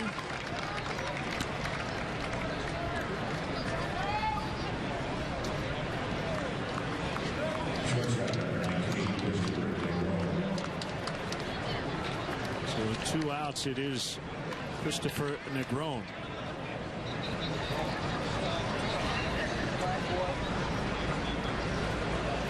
I just want to hear that little guy sing some more. Well, I thought he was just going to keep doing the Go Cubs Go, and then we need to get him to sign a waiver and just use him all year long.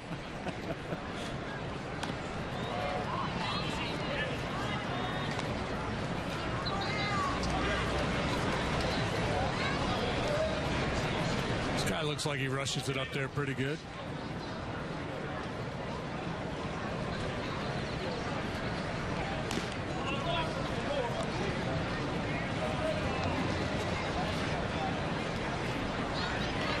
See their closer at some point today as well, maybe in a potential save situation.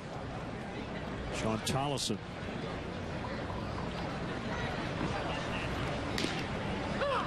It's kind of redundant to say, I've seen a guy coming out of a major league bullpen and saying he rushes it up there pretty well, because just about all of them are throwing 95 miles an hour these days.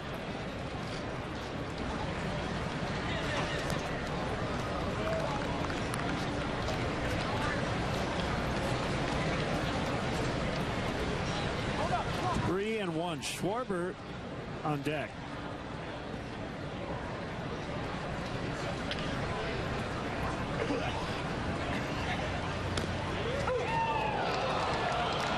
Full 3-2.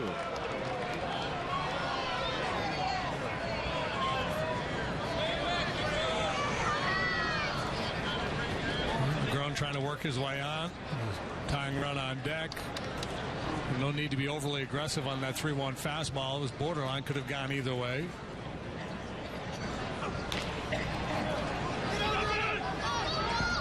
Pitcher covering, and it goes 3-1.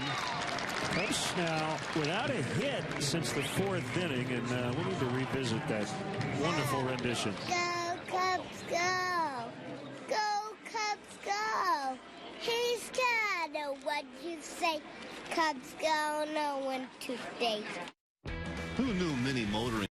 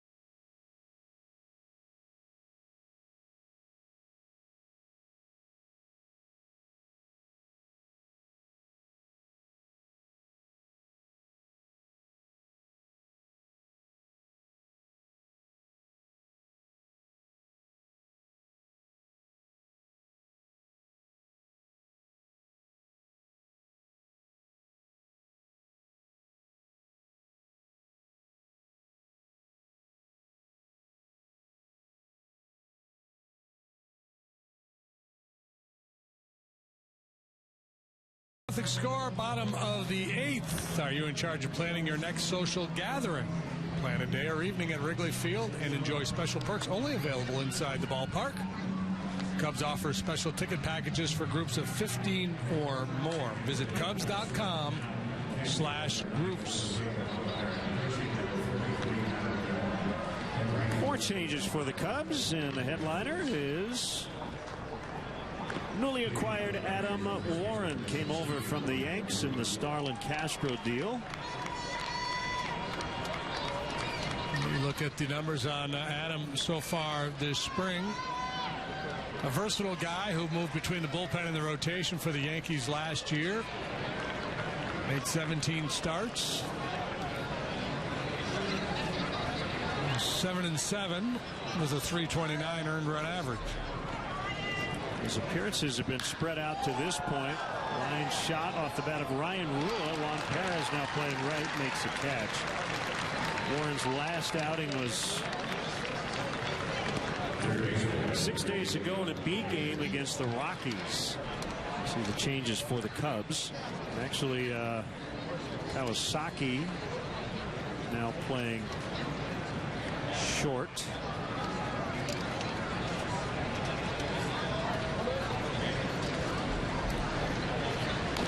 Doug Bernier. Warren figures to start the year in the Cubs bullpen, but he could be an option as a starter if somebody falters or gets hurt. And ultimately, I think the Cubs see him as a starting pitcher at some point down the road.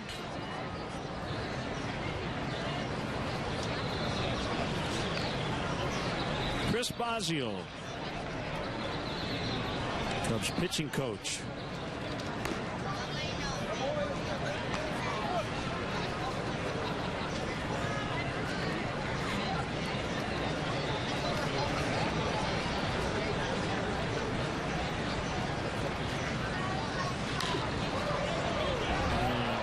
Can't handle it. Bernier is aboard. That ball was hit hard.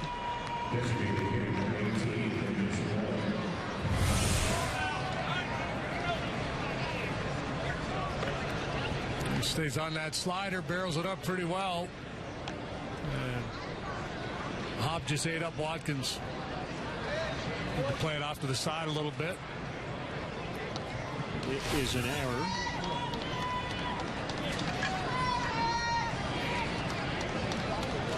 Moreland, the DH, getting his 4th plate appearance. And he lines in the right.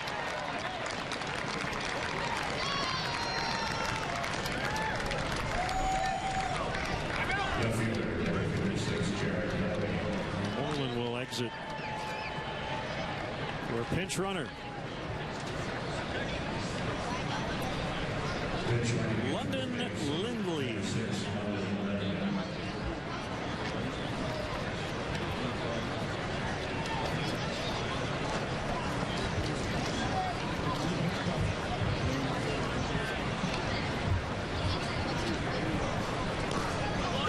Strike called on Jared Hoying.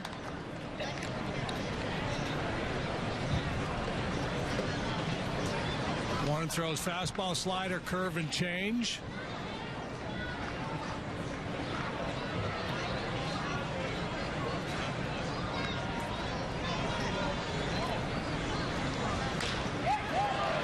Every ball hit hard, and the Rangers will add to their lead.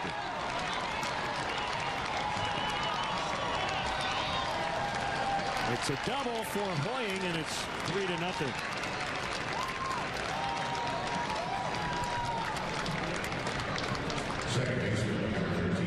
Doing a lot of early swinging here, doing some damage, not seeing a lot of pitches. Just a little good get over slider at the bottom of the zone, and Hoying jumps all over it. Not a bad pitch. Edwin Garcia with the infield drawn in.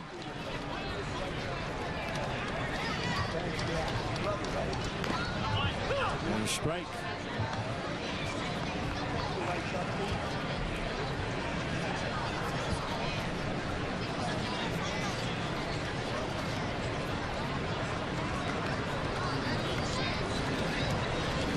0-1.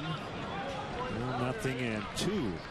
Yeah, if you got a club, and a lot of times you see it towards the end of these spring training games, and you see some minor league hitters in there. They tend to be a little bit more aggressive, if not a lot more aggressive than major league hitters. So they're tougher to set up. They just go up there hacking. So you're probably better off spending time out of the strike zone.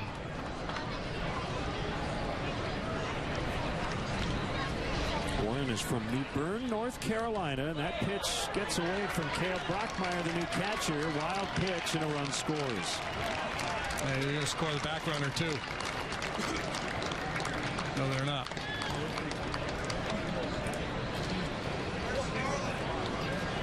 Did that ball get out of play? It did. It rolled down into the Cubs dugout. Base. Yep.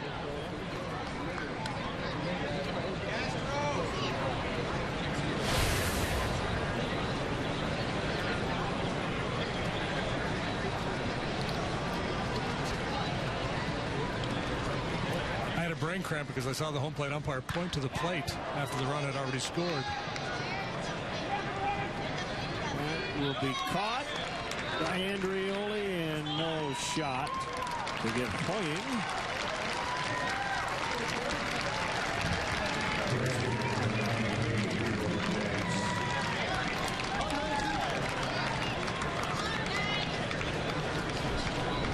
So a 3-run 8th inning. Yeah, on 11 pitches.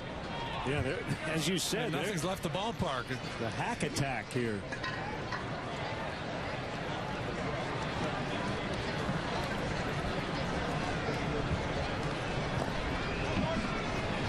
Here's another guy we don't know. Might be Jordan Danks. This is Jordan Danks. We actually know Jordan Danks. Former White Sox. John's younger brother.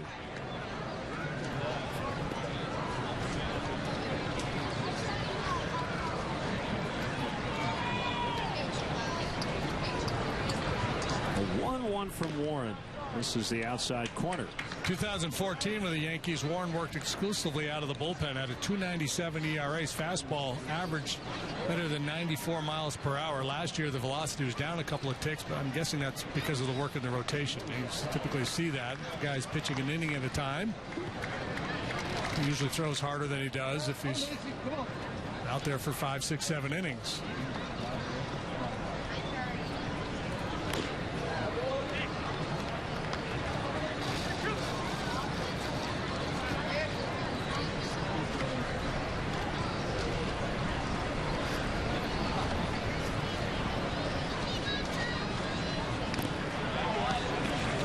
Got a piece of that one.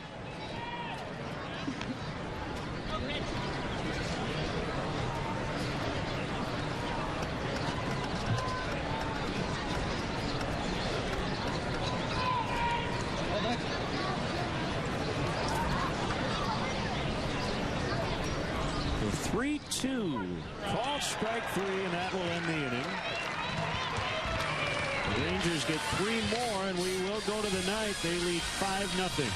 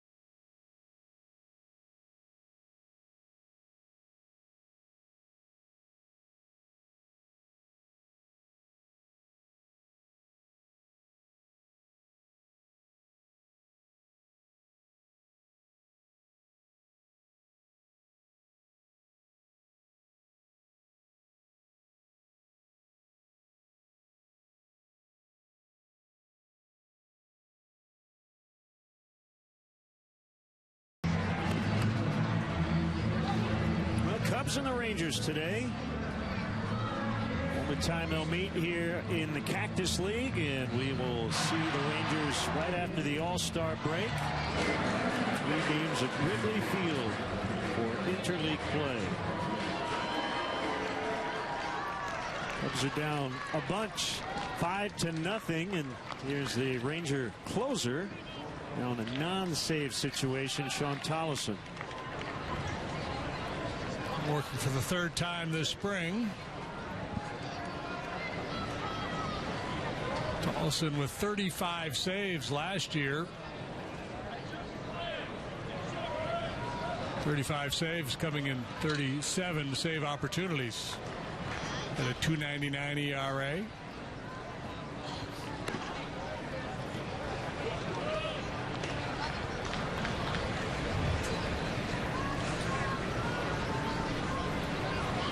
By the way, the Rangers announced this morning Cole Hamels will be their opening day starter. Big midseason acquisition last year.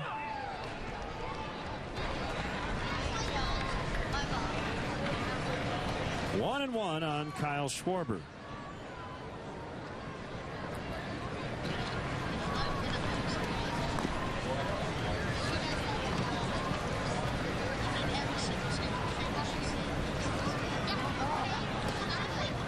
Rangers open at home against the Mariners, so that'll be Cole Hamels and King Felix.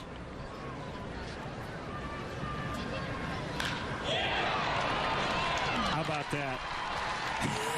Was there about 30 feet between the two fielders, and he found a way to hit it right in between them. He exploited a soft spot in the zone. And he will come out for a pinch runner, Charcer Burks.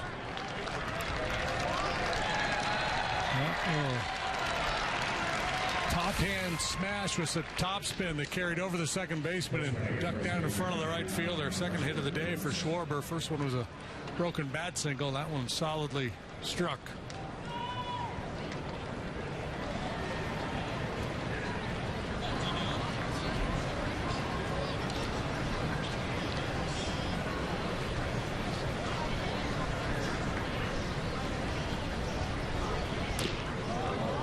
And in on Juan Perez. We're talking about all the power arms that exist in Major League bullpens these days. Tollison throws well, but he's not, a 96, 97 mile an hour guy. Last year averaged 93 on his fastball. Likes his changeup.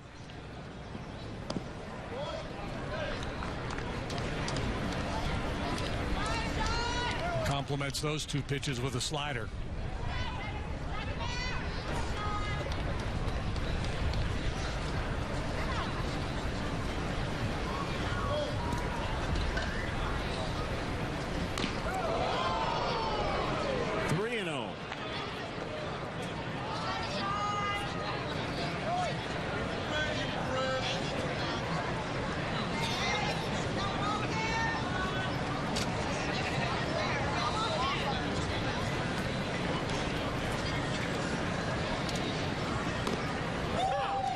Catches the plate to make it 3-1. Allison, born in Dallas, 30th round pick of the Dodgers, 2010 out of Baylor University.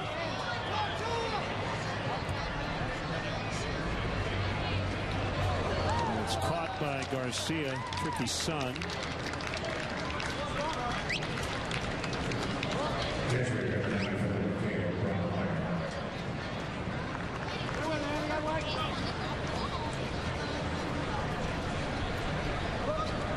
Brockmeyer now catching for the Cubs.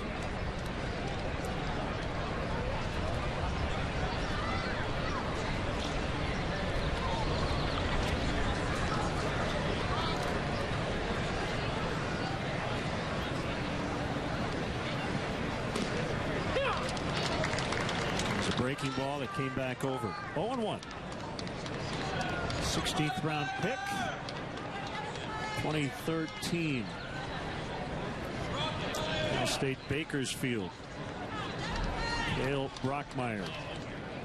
He's a big dude, 6'5", 235, and a broken bat foul out of play.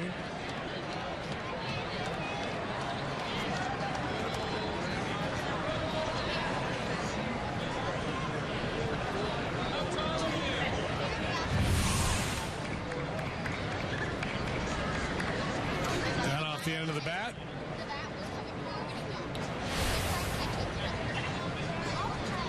He needs a new twig.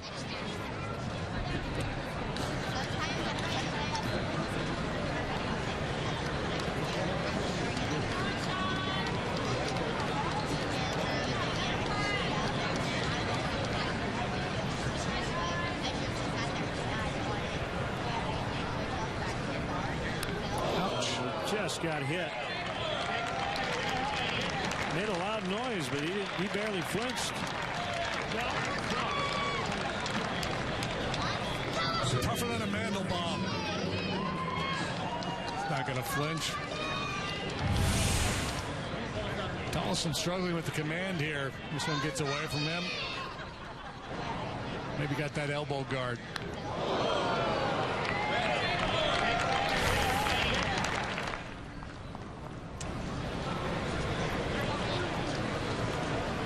Tollison is allowed to hit. A hit batter. He was 3-0 on Perez before coming back to get him, and the 3-0 pitch could easily have been called high. Logan Watkins. And ground ball to first. Rua to second. Relay late. Yep, still alive, at least for one more batter.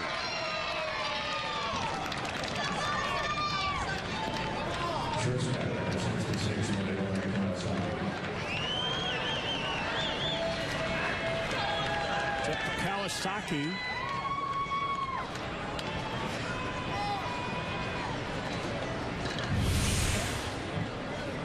Good hustle here by Watkins to keep a glimmer of hope alive here, beating the double play relay.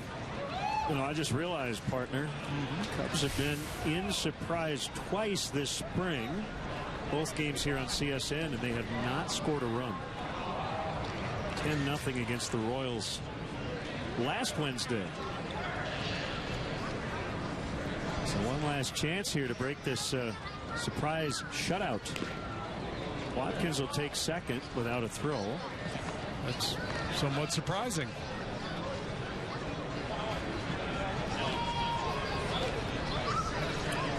Gomer. Remember Gomer Pyle?